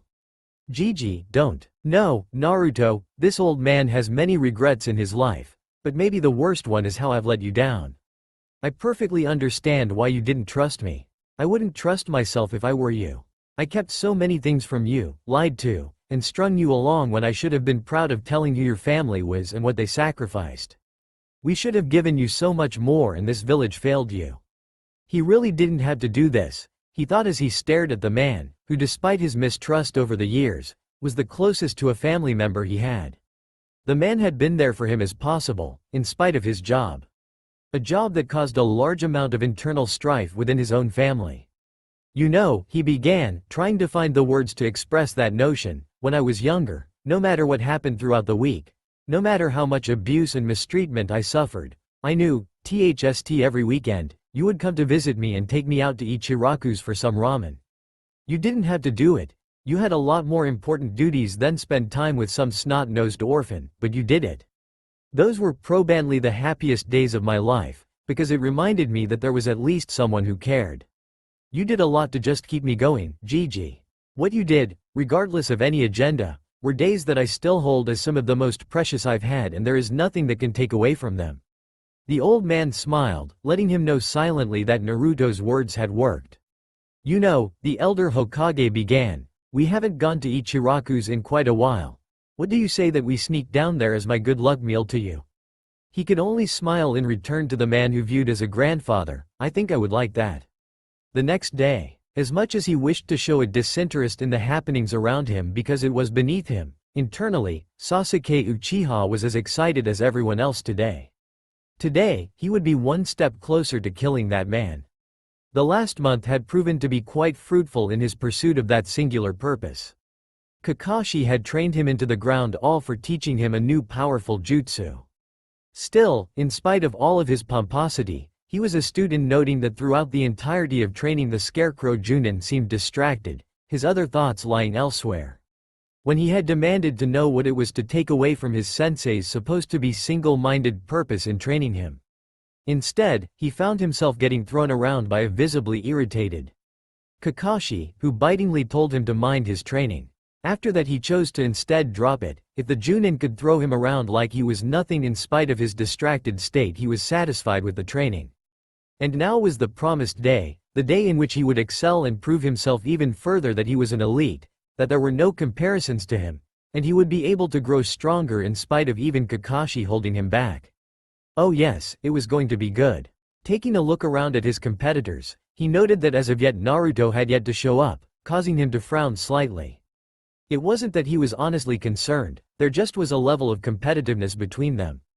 As loath as he wished to admit it, the last place made him wish to excel even further because he served as a measuring stick. His pride demanded he never be inferior to him no matter what. Still, where the hell could he be? The exams were going to start in 10 minutes. Where was Naruto, Kakashi thought, his eye looking down upon the center arena where the rest of the contestants were. There was no reason for Naruto to not be here, he would not miss this in his life. Except, that was the Naruto you believed he was, an errant part of him whispered, causing him to frown. The entire month had been one of reflection and contrition. Naruto's words had hit him to the core because they were true. He had not spent any time training Naruto other than the basics. He had been so focused on Sasuke and keeping him from embracing the darkness within him that he had neglected his other genin. It was probably the worst thing he could have done. Naruto was right, he was worse than trash because of his actions. And because of it, Naruto had left Team 7. He had to make it up to him, he had to apologize to his sensei's son, that was the only proper thing he could do. Yet, it could be too late, maybe Naruto had decided on a different course of action. Maybe Kakashi, a voice intoned as he felt a hand land on his shoulder, snapping him out of his thoughts, his head turning to the stern face of Asuma Sarutobi. Asuma? What is this I hear from Kurenai that one of your genin quit the team? Naruto told someone other than the Hokage, Kakashi thought with a deepening frown, glancing at the hand that was digging into his shoulder before looking back at Asuma, noting his expression. While his expression was his usual, cigarette dangling from his lips, it was the eyes that gave away a cold fury that lay within their depths. He then saw over the shoulder of Asuma the familiar profile of Kurenai herself, obviously there to join in sooner or later. He sighed, guess that was the beginning of his comeuppance. Hi, he stated with a nod. The hand tightened further, causing Kakashi to internally wince. Why? He could only hang in his shame. Because I failed him as a sensei. You didn't just fail him, Kurenai spoke now, you neglected not only him but Sakura. Hi. Such unyouthfulness, Guy voice caused Kakashi's eyes to widen at the tone and the fact that Guy's had come from a different vector. Obviously the intent was for his Chunin peers to ambush him. I am disappointed in my eternal rival. And you think I'm not, he replied with a tired sigh. I thought I had plenty of time to train him. Sasuke came first in my mind, if at least to turn him into a shinobi loyal to Konoha. I can't excuse my actions, I won't excuse them. I turned my back on someone who should be like a sibling to me. All I can ask for after this is beg for his forgiveness. And what about the team? Kurenai demanded. You can't operate a two-man genin team Kakashi. You have to ask Naruto back. He could only give a wry chuckle because it was funny. They hadn't seen it either, had they? What's so funny? Asuma demanded. Even if I wanted him back on the team, he replied with a hint of sadness in his tone, there is no way he would be placed back in Team 7. Because there is no doubt in my mind that Naruto will become a Chunin after this exam. Before Maida could ask what he meant by that, the crowd erupted into a roar, causing them all to focus upon the stadium floor where a familiar orange figure entered the arena. Look Hinata, he made it, exclaimed Kiba, causing Hinata to lightly blush at the sight of her crush. It was a sight that she was hoping for since he had visited the hospital a month ago. At first she had thought it a dream when she had seen him back then, a figment of what she truly wished to see, just Naruto at his side smiling warm at her. But Kurenai-sensei had told her that he had been there when she had asked. Naruto had taken the time to visit her. It was like a dream come true. She didn't even know what she had said, but had found out that she had said nothing. Naruto had just quieted her and told her that he understood. It took her a week to know what he had meant by that. When she had found out what he had done at the preliminary exam, standing up for her and swearing to get back at her cousin. Somehow he had known her wish that Neji not be punished or harmed for what he had done to her. She had understood Neji's anger at her, just like she understood the branch's anger at the main family. Any rational human being would understand. To be placed in servitude to someone else was one of the most cruel things imaginable, and it was only natural for them to try and fight back in any way they could. Instead, she just wished that she could bring both branches together, like it should be. Not like it was now. She coughed lightly, feeling her body protest her breathing again, Kiba looking at her in concern until she calmed herself. No, she would not leave here, she thought with determination, not when Naruto-kun had cheered for her. She wouldn't leave him for anything. Where have you been, Dobi? Sasuke asked, as Naruto finished his walk up to him. You were almost late. Everyone always remembers the last guy to the party, the blonde replied with a sheepish grin. I thought you were going to be the late one, Teme, since you like creating drama for yourself. He bristled at the blonde's statement. He most certainly did not. He was an Uchiha, he was never late to anything, he was there when he wished to be there and everyone accepted it. That was the way it was. Oi, Naruto's voice snapped him out of his irritation, surprised, Sasuke. When you fight against Gaara, go for the kill. TCH. You don't need to give me pointers, you're going to lose against the Hyuga anyways. In return the blonde looked ready to protest in anger, earning him a smirk, before to his surprise, the orange ninja settled his expression to one of seriousness. I'm serious Sasuke, he replied gravely, if you want to win, you have to incapacitate him quickly or kill him. If you don't, he will kill you. And what brings this about, Dobi? You actually scared of him? You think I can't beat him? I know you can beat him, Sasuke, surprising him with the usage of his name. I'm just telling you a protracted battle with someone like Gaara will get you killed. He has a condition that will only make him stronger as time goes on. It was then surprise turned into shock as Naruto slipped in closer whispering harshly, I'm not kidding around Sasuke. You need to incapacitate him quickly by any means available. I can't tell you more than this because it's an S-rank secret, but I can tell you right now, he's close to cage level if he gets enough time to power up. Too stunned by what Naruto had done, he merely nodded as the blonde shinobi stepped back. He has to be joking. There is no way he can be telling the truth. That's it, he's just trying to get under my skin. He then turned to Naruto who had the widest grin imaginable as he waved to the crowd as it cheered. But what if the Dobi is right? Troublesome, one Shikamaru Nara thought as he watched Naruto and Sasuke conversing, being able to read the lips of both of the competitors. When did Naruto get such a serious streak? He wasn't exactly privy to a lot of information upon the blonde other than what he had observed. Loud, obnoxious, a bit of a knucklehead, but he kept an open mind towards him because he had always had this weird feeling that there was something to Uzumaki that he was not seeing. He had a feeling he was catching a glimpse of it now. The eyes were a dead giveaway, that seemed to flash from this happy-go-lucky devil-may-care light to this oddity of seriousness. It was off-putting in its own way. Then there was the fact that he had overheard Asuma discussing with Kurenai that Naruto had resigned from Team 7 a month ago. He hadn't believed it at first, but when he had asked Asuma, the Chunin sensei had confirmed it for him. Why Naruto did it, Asuma wouldn't say, just that Naruto had tendered his resignation. He wasn't even sure that the Hokage would accept it. But that was irrelevant. Deep down, he knew that something was happening with Naruto, and that feeling was bubbling to the surface as he watched Naruto separate himself from the Uchiha, settling into a relaxed stance that things were going to change. If it was for the better was the real question. It's time, the Sandaime Hokage thought, taking his eyes off the case cage who he knew was Orochimaru. Naruto had arrived not a moment too soon, and it took every part of him not to break out into a smile at the sight of his adoptive grandson. The night before at Ichiraku's had warmed his heart that the son of the Yondaime didn't begrudge him his actions and actually did care for him in spite of everything. The fact that he was almost fashionably late had added more to the new Naruto he was slowly coming to accept. It would be interesting now that he would show everyone exactly what they were missing and the mistakes they had made since that date 13 years ago. Coming to the edge of the balcony to address the crowd as he looked down upon the group. Everyone, thank you for coming to Konohagakure's Chunin exam. We will now begin the final exams for the 8 who have made it through the preliminaries. Please watch until the end. He then stepped back and retreated to his seat, intent on watching the exam now. Make us all proud, Naruto, he thought.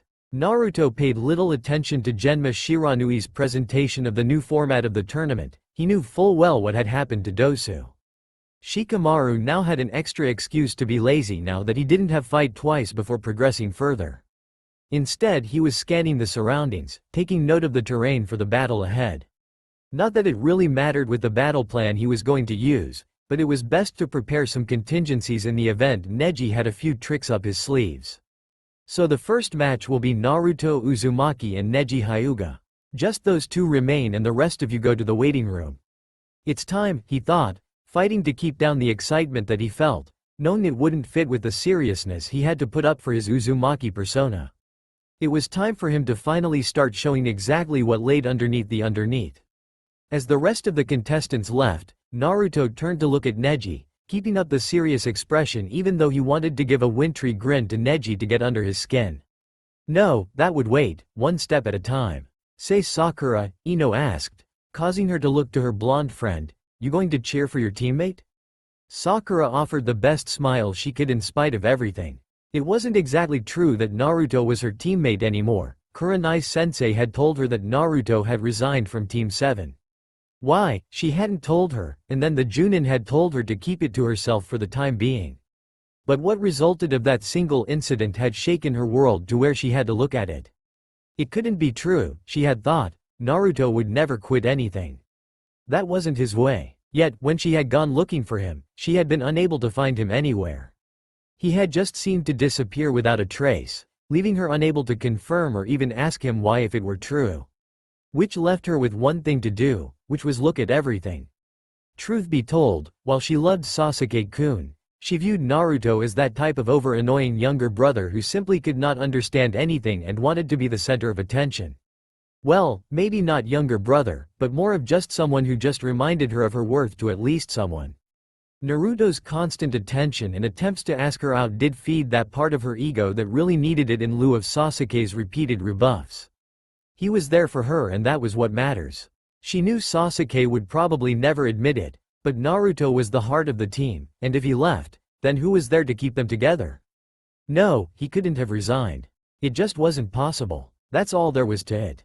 Kurenai sensei was wrong. It really doesn't matter if you do. Ino continued with a hint of smugness in her tone. With Neji as his opponent, Naruto has no chance of winning. But, that is, not so. Is that what you were going to say? Ino was right. There was no discernible way that Naruto could beat still. But still, Naruto always seems to find a way. You seem like you want to say something. He bared his teeth slightly even as he held his hand out. All part of the play, that's all it was. He couldn't let his anger control him. I already told you before, haven't I? I'm going to win, no matter what. Of course, he knew it would have no effect upon the Hyuga. Pride always blinded those to the possibility that they would be eventually surpassed. Instead, a small smirk crossed the features of the Hyuga before he enhanced his Byakugan. That makes it more worthwhile for me. I look forward to your look of disappointment when you know the true reality. Enough talk, he snapped, eyes darting towards Genma. Now then, round 1. Begin. He immediately backed off, surprising Neji by his action, but it was all part of the plan. The Byakugan is the supposed all-seeing eye of the Hyuga, he thought even as he brought his fingers up into a ram seal, the ability to see in all directions and be able to counter accordingly. While the Sharingan supposedly is a predictor, the Byakugan is an observer. With the Jukin style of the Hyuga, it is both the ultimate offense and defense because of the complementary nature of the two. But no technique of Dujutsu is invincible, there has to be a weakness to it. Kage Bunshin no Jutsu, he snapped, summoning 8 clones and arraying them in front of him even as he watched Neji move into a stance, noting how he placed his left hand and left leg forward. Interesting, leading with the left, possibly nothing or possibly something. Go, he commanded, sending the 8 forward, but instead of attacking straight forward, he arrayed them around the Neji, but did not move them forward to attack, instead choosing to gauge his opponent. Now to wait and see what Neji does. While that went on, another 2 pairs of Byakugan eyes watched the match as the opening moves began with a certain amount of interest. After all, they were the current head and likely heiress of the Hyuga clan. They had to have a vested interest, since this exam would once again prove the superiority of the Hyuga clan, at least in the eyes of the head, yet for the heiress, this was to be an education for her. With the defeat of Hinata, her star had risen even higher to where assuming control of the clan was all but assured. Watch carefully, Hanabi, Hiyashi Hyuga commented, not even bothered by the Kage Bunshins that surrounded the branch member. Nobody has inherited such a strong Hyuga Kekkei Genkei. To say nothing of your older sister. Quote, more than my older sister, she asked with feigned interest. She knew that to be the truth. Her sister was weaker than her even. Perhaps more than you, too. Now that surprised her, knowing she was easily showing her expression to her taciturn father, but it couldn't be helped. Why would a branch member be stronger than her? Go, he snapped once again, watching as his clones reacted. The first observation was that yes, it was all-seeing because of how Neji reacted, or rather, his lack of reaction. There wasn't even a shifting of the eyes to track the targets, which meant they were all within his eyesight. Not good, but it still wasn't out of the question that there was a weakness yet. Time for phase 2. The shadow clones moved in, not directly, instead all shifting at a slant, drawing a kunai from their pouches as they moved in. The first one reached him, stabbing forward with the kunai for his head, only for the Hyuga to turn his head to the side a bit, hand already grabbing the extended arm and carrying through the motion, sending the clone into another and causing them to tumble to the ground even as he spun around, hand already angled as he struck another of the clones in the face, dispersing it. He then darted backwards, before shifting his weight and launching forward with his right. The clone barely had time to avoid, but it moved right into a position to where he could immediately drop down and sweep it, whipping out a kunai and tossing it straight into the downed clone, dispersing that as well. The Hyuga then moved forward, an elegant interplay of moves and countermoves as the Kage Bunshin moved in, intent on avenging their fallen, only to slowly fall one by one to a flurrying of quick strikes and counters. Growling lightly just before the last Kage Bunshin was destroyed, he again made a ram sign, sending out this time double the amount, giving Neji now 16 Kage Bunshins to tangle with. If it wasn't for the trace of annoyance that flashed through him, he would be somewhat impressed with how Neji handled himself. He was a prodigy just like was claimed, and sooner or later he would figure out Naruto's tactic, if he hadn't already. He needed to figure out that weakness before Neji figured out what he was trying to figure out. Go! What is that idiot doing? Sakura cried as she watched Naruto sending another wave of Kage Bunshin towards Neji. You can't fight taijutsu with a Hyuga. All Ino could offer was a shrug. And you were expecting something intelligent from Naruto, She asked as another Kage Bunshin was dispersed in the fray. I mean, this is Naruto we are talking about. But I mean, Sakura protested before snapping her mouth shut. She didn't know. She didn't know anything about Naruto. He had only won by a fluke against Kiba. Sasuke was the only one with the talent. She found herself looking across the way to where Hinata seemed to want to ball herself up further. Even she's starting to doubt Naruto. The task is just too great for him. Finding she couldn't dwell any further on the negative thoughts, she went back to watching as Naruto lost another 3 of his clones in less than 10 seconds. Why is he using Kage Bunshin? Asuma murmured, confused by Naruto's tactics as the 4 Chunin sat there. Indeed, Maida Guy added on, with Neji's Byakugan any type of massed attacks using clones wouldn't work because of his sight. What Naruto's doing would be effective against any other shinobi, but against Neji it is useless. That might be true, Kakashi thought to himself as he watched the fray, but if Naruto knows the secret of the Kage Bunshin then it wouldn't matter if it's useless in an attack or not. He's gathering information on Neji without putting himself directly at risk of harm. Watching as the Kage Bunshin started getting whittled down again, Kakashi looked back as several more Kage Bunshins were added to the mix. Naruto relaxing out of the stance again with a look of concentration marring his face.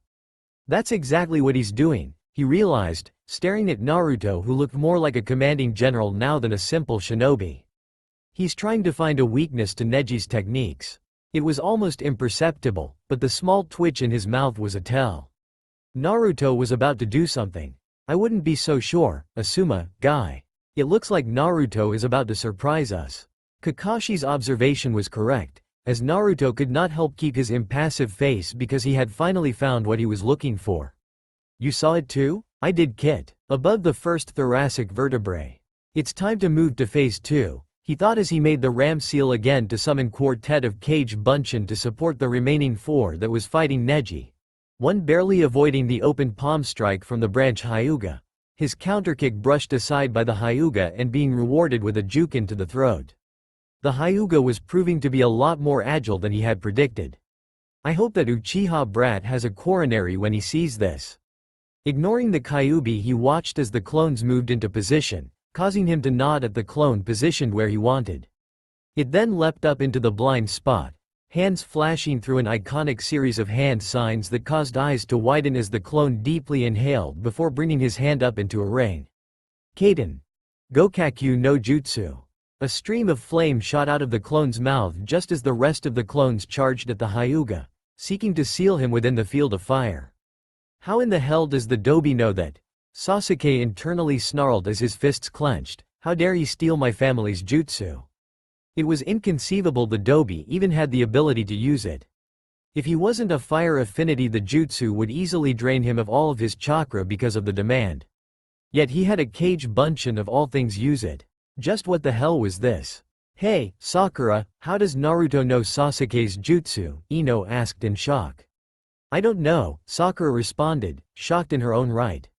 Oh yeah, Naruto, Kiba shouted, leaping to his feet as Hinata gave a wan smile. He actually did it. Suffice to say, Neji was surprised by this development. It seemed that the dead last had a few tricks up his sleeve, but it didn't matter. Fate had already chosen the victor. And it paid to have some techniques to back it up. Shifting his foot back, he had already begun to spin, hands lighting up from the chakra being projected. By the time the flames and some of the clones collided with him, he was at his maximum revolution speed. That's, Hiyashi blurted aghast. It's not possible, he thought, there's no way for a branch member to know that. Yet before his eyes, it was. As the flames hammered the makeshift barrier placed up by the flowing chakra, defeating the attack and some of the attacking clones in one fell swoop, clones dispersing. The result was a massive smokescreen on the battlefield. But it was enough for him to know that his nephew had done something incredibly all on his own. Father, that's, Hanabi cried out, earning a nod from him. It seems that Neji had proven to be the prodigy everyone claims to be, he stated. That didn't work out quite as planned, Naruto thought with a hint of irritation as some of his clones dispersed in the inferno. It looks like Neji has been holding something in reserve. Now where did he go? He thought as he looked around, the smoke occluding his vision and causing him to be blinded by it. The only good thing out of this was that Neji's Byakugan would be similarly affected since he needed his eyes open too. Kit below you, Kyuubi yelled, Naruto immediately realizing his folly as Neji came shooting out of the ground, hands already alight with chakra as he reached for him. He immediately backpedaled from the threat, the hands barely missing each time, but in reality he didn't realize just what he was setting himself up for. This is the end, Neji thought victoriously. You're within the area of my 8 trigrams, he declared, lowering himself in the stance to end this battle. Jukenpo. Hake Rokuhuion Sho. He then closed the distance in an instant, hands already darting forth as they struck Naruto in the sternum and abdomen.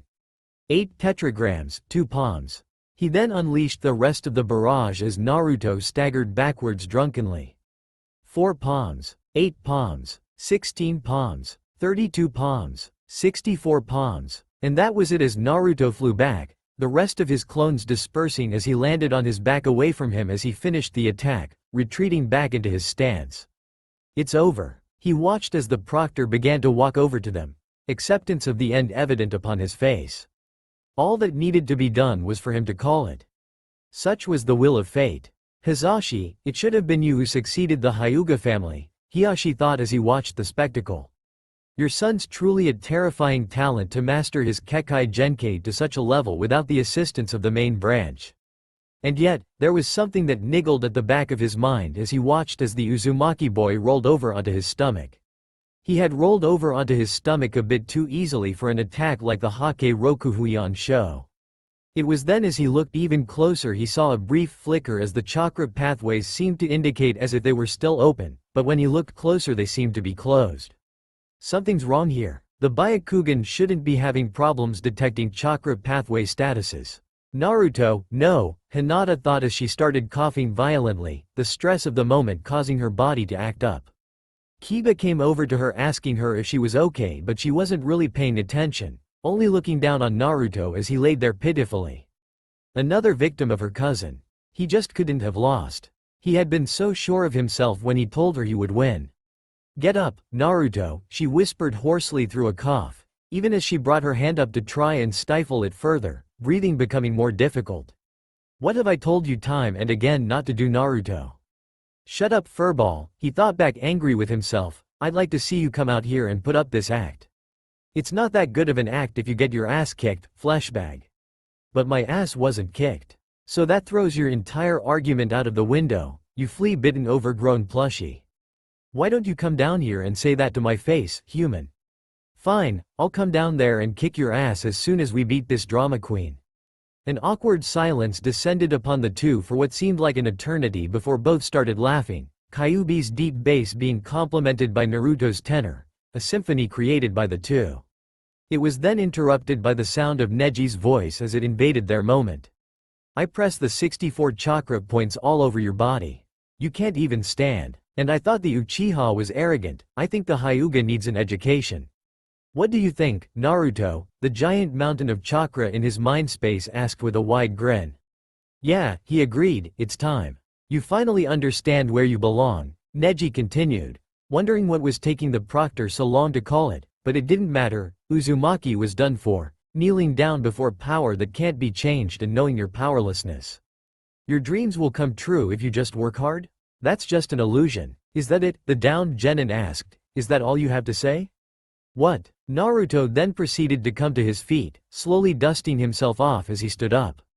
That's not possible, I hit 64 of his tenketsu points, there is no way he should be standing up, let alone dusting himself off as if nothing happened. Tell me, Neji, Naruto continued as Neji stepped back, but instead of any emotion in his voice, there was nothing, there wasn't even any hate in his eyes, they just were there, judging him. What gives you the excuse to harm others? What gives you the excuse that you can claim that everything is fated to be? He could only grit his teeth as Naruto stood up fully before him now, looking completely unfazed by the attack that should have crippled him. No way. Tell me, Neji, so I can understand, what causes you to bully others? What causes you to attack your own family and tell them they are failures when they are doing their best? Something's changed, there isn't the Naruto from before. What is this? If you insist, he decided to tell him, if anything to try and bide his time even as he took another small step back. I'll tell you about the Hyuga's destiny of hatred. In the Hyuga head family there's a secret ninjutsu that's passed on from generation to generation. That is, the cursed mark, Naruto interrupted, his eyes narrowing before they shifted up to the stands where he knew Hiyashi Hyuga was for a split second before coming back to Neji. So that's it? All of this talk about fate, your treatment of Hyuga, is all about a grudge? All because you have been marked as a slave to the head family? Because my father was taken away from me because Hinata's father could not take responsibility for his actions. My father was sacrificed so he could keep on living. That's why. He expected pity that he didn't want. Maybe he expected understanding, or maybe Naruto would agree with him. What he didn't expect was for Naruto to shake his head and begin chuckling. What's so funny? You stand there, all high and mighty, talking about fate like it's some predestined thing. For a so-called genius you can't see the forest for the trees. What do you mean? The fact that you mistook Hinata's kindness and generosity as weakness. When you nearly killed her, you quite possibly destroyed the one chance you had to save future generations from the caged bird seal. You, not fate, moved Hanabi to the forefront of being the heir to the Hyuga clan. You, not fate, placed a child who will more than likely perpetuate her father and her elders' biases against the side branch when she becomes head. You, not fate, have likely doomed unborn children to a fate before they are even conceived. All because you are so obsessed with your grief that you rationalize it as fate. Naruto just shook his head. Throughout the entire monologue Neji could only feel himself growing angrier and angrier. How dare this? He couldn't even think clearly as to what to call this. All he knew was that he could not let it pass. He was already before Naruto, who looked him straight in his eyes. Hake Roku Huion Sho, 2 palms. His hands shot forward, only for Naruto to already be moving, hands brushing his aside. It was only 2, no matter. 4 palms. Again, they were brushed aside as Naruto slowly slid back. 8 palms. Impossible. 16 palms. And yet Naruto parried him again, eyes tracking his hands as his own hands gently brushed them aside, avoiding the potent chakra spikes aimed at his tenketsu. 32 palms. This can't be happening. 64 palms. It was a blur of motion, all of his strikes hitting nothing but vacant air as he brought his hands in for the last 2 strikes only for them to be stopped millimeters away from striking Naruto. The blonde's hands wrapped tightly around his wrists as he looked at him with those same damn judging eyes. He parried Hake Roku Huion Sho, Hiyashi thought in stunned silence looking at the 2 combatants, still locked in a struggle. My turn, Naruto whispered, and the only warning Neji received before his world was turned upside down was the flicker of Naruto's eyes to his left before a fist impacted with his face, causing him to go flying into the ground. Sealless cage Bunshin, Kakashi breathed, watching as Neji was struck by a clone that appeared out of nowhere. Neji brought himself up quickly as he turned to face his opponent, who slowly brought his arms down before looking towards him. The Hyuga could only bring his hand up to rub his cheek at the bruise that was already beginning to form. You know Neji, I think it's time for a little comparison here. You really think that since your life has been so tough others should share in your despair? Neji, the blonde stated, his voice changed from one of neutrality to coldness that caused even he to shiver slight. You should be thankful.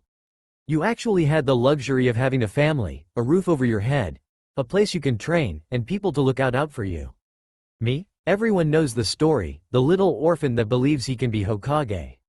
What a crock, right? Naruto tilted his head, a bitter smile crossing over his face.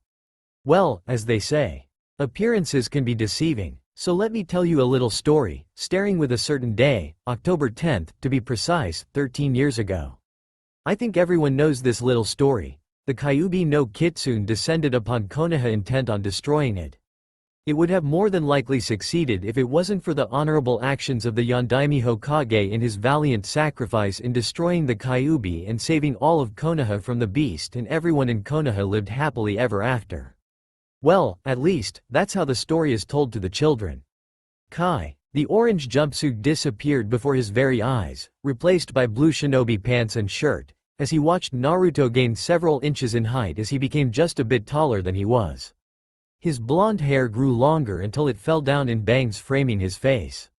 Completing the look were small scroll and weapons pouches on his hips, thighs, and back. The only problem with that narrative is you can't destroy a being made purely of chakra, Neji, Naruto continued, his voice becoming even icier as if that were possible. You can only seal it. But the Yondaime was too much of an honorable man to seal the Kyuubi within any child. No, he sealed it within his own son, because he believed that his son could handle it. After all, his wife was the previous Jinchuruki of the Kyuubi no Kitsune. He honestly wanted his son to be a hero, and he believed in his heart of hearts that the village would see me as a hero, because after all, I am the prison cell in which the Kyuubi resides. I honestly wonder what he would think now looking at the village and how it has treated me. Child neglect, child abuse, assault, attempted murder, attempted poisoning, psychological abuse, torture, they denied me food, they denied me clothing, hell, even my own sensei, the student of my father, ignored me. It was only because of the Sandaime Hokage and a few other people who treated me with kindness did I even live to grow strong enough to take care of myself, Neji. And even then, it barely got any better. So no, you will not find pity or understanding from me, because you have nothing compared to the living hell I have suffered through. Yet, here I am, because I refuse to believe in fate. I believe that we make our own fates. And that is why what is about to happen is going to be harder on me than it will be for you. It was as he finished his little speech that a tri-pronged kunai slipped into his left hand. No way, Tenten gasped, her eyes widening to the size of saucers in spite of what she had just heard that sickened her. There was no mistaking what was in Naruto's hand. There was only one type of tri-pronged kunai in existence, and if Naruto's story was true, then that meant, "Oh Kami, we truly messed up here. Forfeit Neji," she whispered, "please, forfeit, you can't beat him if he knows that jutsu." "That can't be," Ino cried, looking down on Naruto as she shot to her feet. "There's no way that the dead last can be the son of the Yondaime, though, I have to admit, he looks like a spitting image of him. I mean, where has he been hiding this? It has to be a henge." But for Sakura, she wasn't focused on what Ino was saying. No, she was focused solely upon Naruto's story. It explained everything about him. The glances, the words spoken with abject animosity, even the weird chakra that Naruto had used against Haku and then again in the Forest of Death. And she had ignored all of it. She felt like she was going to be sick. "What's he saying?" Kiba shouted, standing up. "He's the son of the Yondaime." "That's crap. There's no way he can be the son of a hero." "Kiba," Hinata squeaked, trying to raise her voice, her hand reaching up to grab his coat. "What, Hinata?" He turned to look at her. "He's gotta be telling another story. You know Naruto, he always likes to make everyone laugh at him, that's what it has to be." "Kiba, sit," she firmly commanded, finding some spine in there. She wouldn't stand for Kiba mocking Naruto, not when Naruto was so hurt. She had always suspected there was something more to him. Just the way always seemed to never give up, and he always tried to make everyone laugh. It was all an act, that's what it was. The Naruto she had known was just as alone as she was. He suffered quietly, sad and alone. She had at least some things for her, but he didn't have anything. The strong boy that had been her light had actually been so much stronger than she could have ever imagined. And yet, she couldn't help but feel that she should cry for him. The Dobi is the son of the Yondaime. Sasuke could only find himself thinking as he listened to Naruto speak, his hands curled up into fists reflexively. That can't be true, because if it was true, that would mean he's the last, like me. That thought troubled him more than anything else.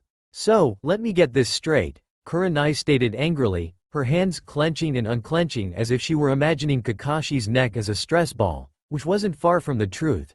Asuma had actually moved to interpose himself between them. More for Kurenai's protection for anything. "Not only were you the student of the Yondaime, but the very son of the Yondaime is your student. And it didn't even occur to you that maybe you should do something for him. Asuma, get out of the way, I'm just going to kill him so he can't mess up with any more of his students." Kakashi could only close his eye as he felt the glare from Maida Guy burning a hole through him as he kept muttering, "Most unyouthful." "Is it true, Hokage?" Orochimaru asked, surprised by the revelation, but at the same time taking profound delight in both the irony of the situation and the hypocrisy of his sensei. The Uzumaki boy being not only the Jinchuriki of the Kyuubi, but also the son of the Yondaime, the man who became Hokage instead of him. Oh, the fun he could have with that boy in his experiments. It took every bit of him not to lick his lips in anticipation. He'd have to make orders to capture him. Is that boy the son of the Yondaime Hokage and the Jinchuriki of the Kyuubi? "Indeed, Case Cage," the Sandaime replied, not looking back towards him. It was unfortunate circumstances, but because of his lineage and his prisoner we had to hide the truth from him and others. It was only through luck on his part did he find out who his parents were. I see. Most tragic for the young man. Oh, I think it's more tragic for the villagers, Hiruzen responded with a smile, because he is a reminder that the will of fire endures in spite of everything. A will of fire they willingly extinguished out of fear. We'll see how that will of fire lasts when I burn this village into ash, sensei. Neji glanced at the kunai, taking quick note of its unique shape before focusing on Naruto's form. He was still trying to figure out how Naruto had parried the Hake Rokuhuion Sho. If he could figure it out he could adapt his strikes accordingly. He just needed. The thrown kunai ruined any further thought as it flew straight towards him, forcing him to quickly produce his own kunai to catch the blade in the rain, only to watch as Naruto flashed into bright yellow and appear before him. Hand on the hilt of the weapon. His body contorted into a kick that proceeded to collide with his jaw, cracking it. But that didn't stop there as he suddenly found a pair of feet slamming into his side as he careened out of control to his right, sending him up into the air where another Naruto appeared in a puff, fist already being driven straight into his gut. The impact drove the air from him and only worsened his situation as he was driven straight into the ground by the follow-through of the clone before it dispelled. Dazed already, he only had enough time to acquire in his sight the already in-flight kunai. The only warning Naruto appeared before him, lifted him by the neck, and tossed him like a rag doll back into the air. He just had time to use his chakra to spin around before that kunai was before him again.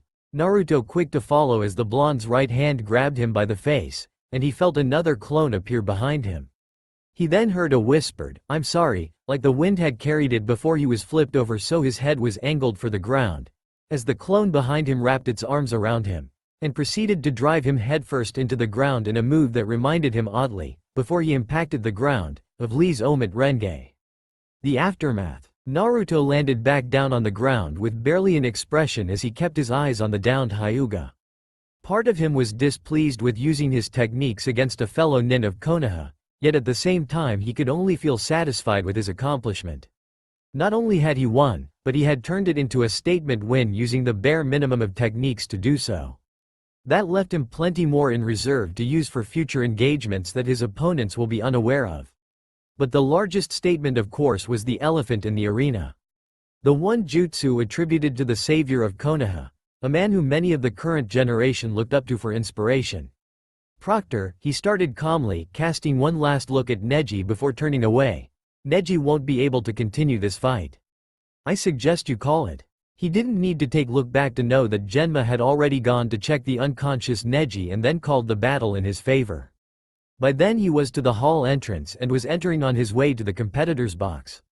He had other things to do than wait for the reaction of the crowd, of which he had no doubt would be mixed.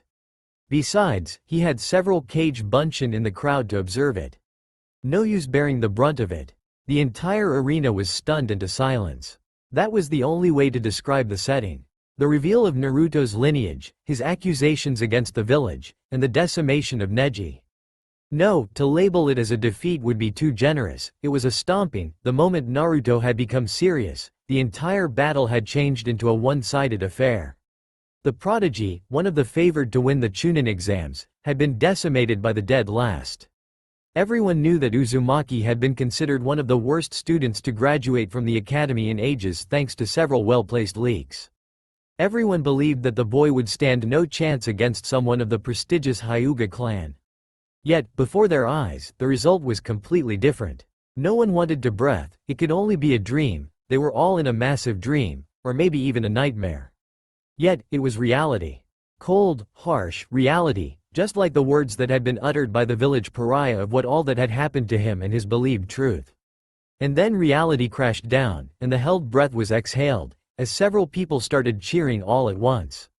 The absence of activity the cause of such subsequent insanity, and the reaction caught on in the rush for everyone to voice an opinion. Cheers and jeers reverberated throughout the arena as everyone seemed to take a stake in the events. It was no different for the ones he considered his peers. Such a youthful display, guys shouted at the top of his lungs, to think young Naruto could beat Neji like that. Kurenai and Asuma were talking with one another in hushed tones that no one could hear over the din, and Kakashi really didn't care. He didn't need to know because it was obvious what they were talking about. Kakashi could only feel utter shame within the hint of pride he had at his sensei's son performing so well. The confirmation of that Naruto could use Hireishin in combat applications was humbling, both because he was unaware of Naruto's growth and the fact that Naruto refused to even share this with him until slapping him in the face with it twice in one day. And then he had aired his personal laundry in front of a crowd, declaring that he had willfully neglected Naruto. He couldn't help but be even further ashamed by it, catching the various glances from other shinobi, some approving, which disgusted him even more than the disapproving glances. The fact that they approved the fact that he had treated the son of his sensei worse than trash left him so empty. Everything was now public knowledge and he only felt empty. That there was not further shame he could descend into. He had failed Obito, failed Rin, failed his sensei and his son. He was a failure, and there was no amount of penance possible to wash away this egregious sin. Since when did Naruto become so cool? Ino finally breathed. Sakura barely able to hear her friend over the din of the surrounding crowd. Sakura couldn't find any words to respond as she looked to where the contestants' box was and Naruto was just now appearing within it, ignoring everyone's looks. Instead he merely closed his eyes and leaned up against the wall away from them. She was scared, that was the only way she could describe it.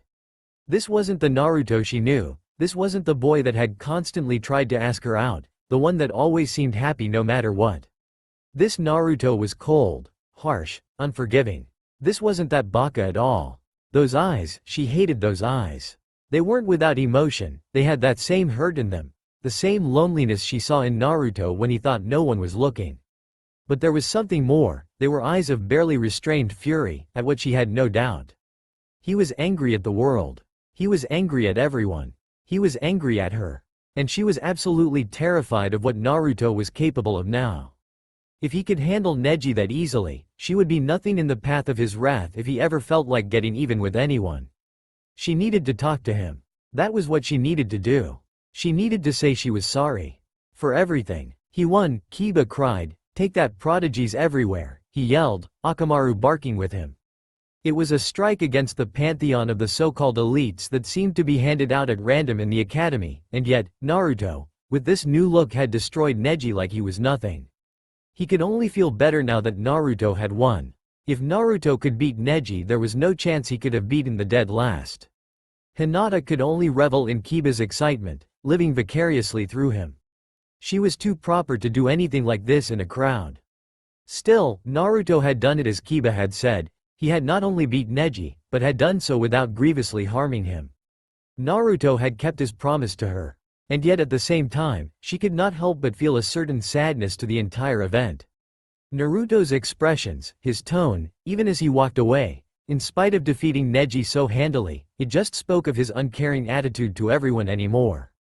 Had everyone really burned down the bridges to him that he only had himself? Because the way Naruto talked, he was alone. Kiba, she asked, finding strength to continue, did we do Naruto wrong? The Inuzuka looked back to her, his smile fading somewhat at her concerned expression. What do you mean Hinata? How did we wrong him? I mean, we always did treat him a bit awkwardly, but he was the class clown, he never seemed to take anything seriously. I mean, he kinda earned how we treated him. But we never talked to him. The only people that actually did anything with him was Shikamaru and Choji. He simply shook his head at her. Hey, he knew there were no hard feelings. That was just the way things were. I'm not so sure, Hinata thought quietly, looking to where Naruto stood now in the competitor's box, leaned back against the wall, arms crossed and eyes closed. He looked so composed, so handsome. She blushed, trying to kill that errant thought. This was serious, Naruto was angry and she's thinking about how handsome he is. Dobi, what the hell was that? Sasuke demanded as he stormed up to the blonde who was leaning against the wall now. What did it look like, Teme? Naruto asked, not opening his eyes. I fought Neji, Neji went down, I won. I wasn't talking about that, he snarled, what was all of that? What was that jutsu you used? How do you know the Gokakyu no jutsu? Naruto only gave him a nonchalant shrug. I observed you, Sasuke. I got the hand signs down and then I started experimenting in using the right amount of chakra and breath to create the technique. It was nothing special. Nothing special, he snapped angrily. That jutsu is a coming of age right for the Uchiha and you treat it as a toy, Naruto asked, eyes opening as he raised an eyebrow. That's how many people feel about those who have the Sharingan, Sasuke. The ability to copy jutsus without any work pisses people off. No, I know it's very important to you, Sasuke. And you're right in being angry for me stealing it. But do you think I would learn anything from Kakashi when he's so busy doting on you? I thought you would be honored. I actually had to learn something from you to become stronger. Whatever else he had died in his throat at Naruto's admission, suddenly all of the anger leaving him at that one statement. Just what happened to the Dobi while I was gone, he asked himself quietly. And that other jutsu, he asked. It's the Hiraishin. And no, unfortunately, I can't teach it you, even if I wanted to. Can't or won't. Can't, Naruto replied with a sigh. You have to be capable in Fuinjutsu in order to use the complex algorithms of the jutsu. I'm not even anywhere near my father's skill with it and I've been working on Fuinjutsu for the last 5 years. It's only now that I have an actual seal master helping me that I'm starting to make sense of all of it. Sufficiently mollified, he focused on the elephant in the room that he really wanted to answer. More so than really any jutsu, though his pride demanded that answered. The Yondaime is your father, huh? Naruto solemnly nodded, closing his eyes again. He had a clan just like I did? He's the last of his clan. My mother was one of the last of the Uzumaki of Uzushiogakure, the blonde added, causing Sasuke's eyes to widen, knowing that name. He's the last of 2 clans, he thought in astonishment as he looked over at the unpredictable shinobi. He had heard of Uzushiogakure and the tragedy that had befallen the clan and village in the opening days of the Third Shinobi War. It had caught Konoha completely flat-footed when Iwa, Kumo, and several other nations banded together to eliminate Uzushiogakure before refocusing on Konohagakure. It had taken almost a week of intense fighting that had cost the allied forces heavily, but in the end Uzushiogakure was destroyed. However, as a result of the intense fighting, it had bought enough time for Konoha to mass its forces and defeat the allied forces. The cost had been staggering for both sides, but Konoha had survived. As a result, Konoha had adapted the emblem of Uzushiogakure to their own. Every Chunin and Junin wore it on their flak vest in remembrance of their sister nation. If Sasuke could feel incredibly small for the shortest of moments, it was now with the horrible realization that not only Naruto was just like him. Naruto shared the burden of loss. But at least he got to have a family. It took all of Orochimaru's restraint not to salivate at the delicious morsel that Naruto Uzumaki. It was obvious to his eyes that the young boy had been hiding his true capabilities in the forest of death, he, the Sannin, deceived by a child. If it wasn't such a puzzle as to how the boy had done it, he might be angry. How? I know I hit him with the Gogyo Fuin, yet his henge didn't fail and his chakra was disrupted. His henge should have collapsed and I didn't see him cancel it.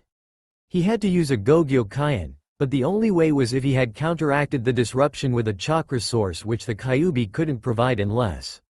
Oh, he could not resist licking his lips, clever little Uzumaki, chakra storage seals.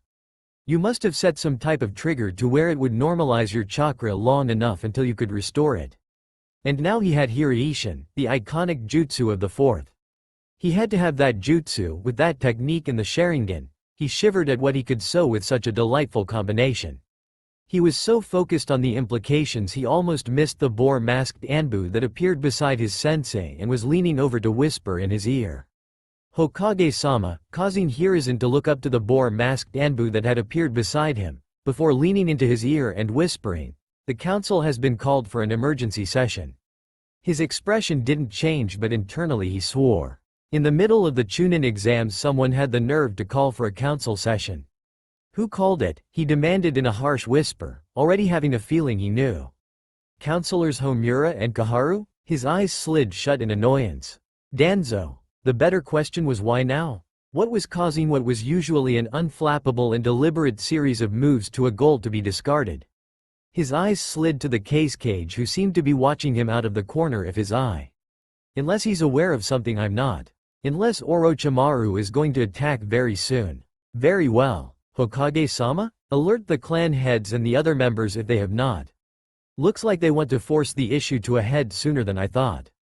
And retrieve Naruto Uzumaki while you're at it. At once, Hokage-sama. He then stood up, looking to the case cage. It appears we might have to have a small intermission, case cage dono. Internal politics, as you probably understand. I understand your pains, Hokage dono. This will only drive up the anticipation of the fight between my son and the Uchiha.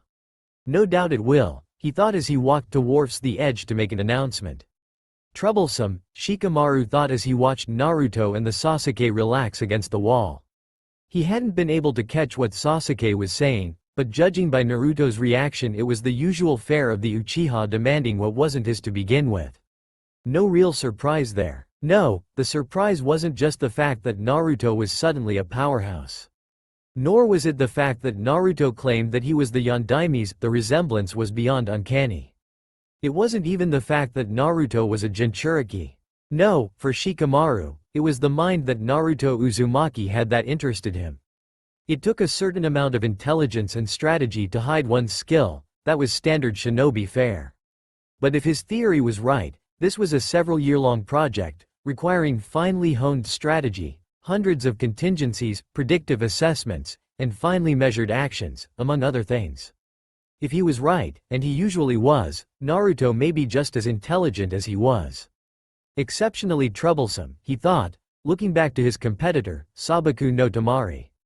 He could more than likely beat her and the puppet user. Shino was a toss-up, since his Kakaichu were not vulnerable to his shadow possession jutsu. But even if he beat them all, there was no conceivable way to beat the combination of the Hiraishin and sealless cage bunshin, and that was assuming those were the only tricks the blonde had, which he doubted.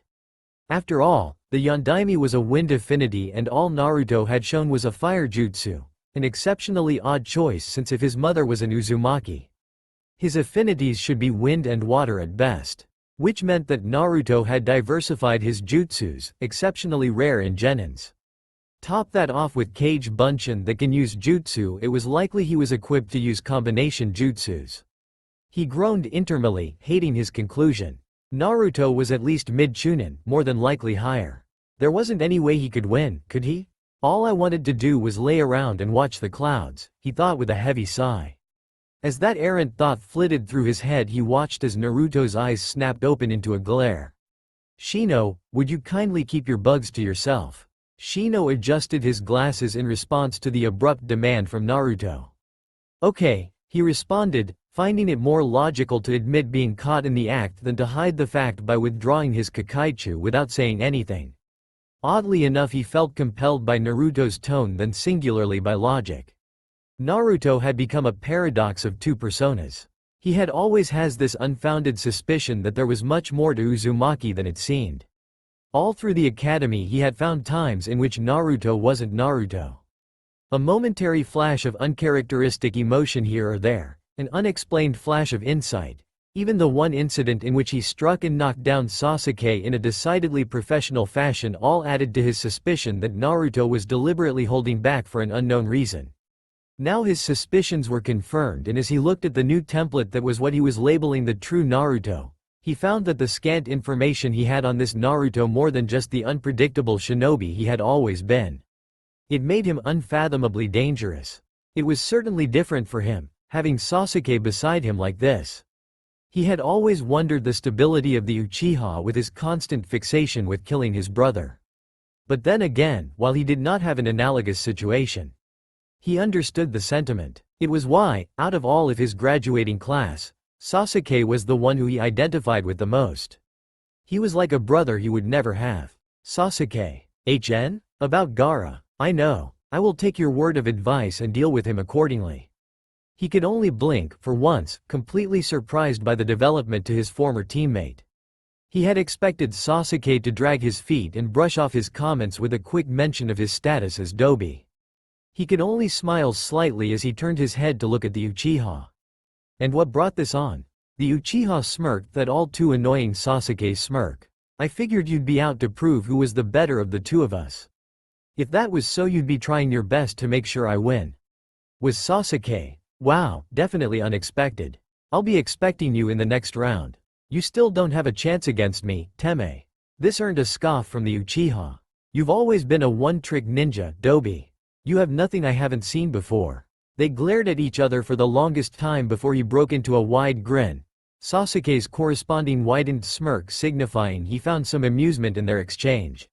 Naruto Uzumaki, boar appeared in a swirl of leaves. The Hokage has requested your presence. Well, duty calls Sasuke. He then nodded to the Anbu to shunshin him away. Hiruzen Sarutobi wanted to smoke so badly he was starting to feel his skin crawl for that familiar feel and texture of smoke filling his lungs and taking the edge away from his stress. Unfortunately, council rules forbade him the luxury of having that much wanted smoke. Taking a look around the room, he noted the entirety of the clan heads had arrived. That would probably be beneficial if the subject was what he was sure it was going to be. The civilians on the other hand were a mixed bag, ranging from outright hatred to ambivalence. It just depended on the financial damage and loss of life caused by the Kyuubi attack. The general situation was that many of the wealthier civilian businesses who survived the attack leaned upon others to push their brand of hate on Naruto. And then there was Danzo. The one major threat to Naruto in this room and likely ringleader of this entire farce. Choosing to stand up as the whispering had begun to rise, he decided that it was time. I call this council meeting to order. This is an odd time to be holding it, I know, considering that right now the Chunin exams have been delayed. I yield the floor to advisors Homura and Kaharu to explain why they have chosen to call us here when we should be enjoying the exams. Judging by the look on Kaharu's face, the slight had been received loud and clear. Thank you, Hokage-sama. Counselors and clan heads, I have called you here for the most urgent of matters.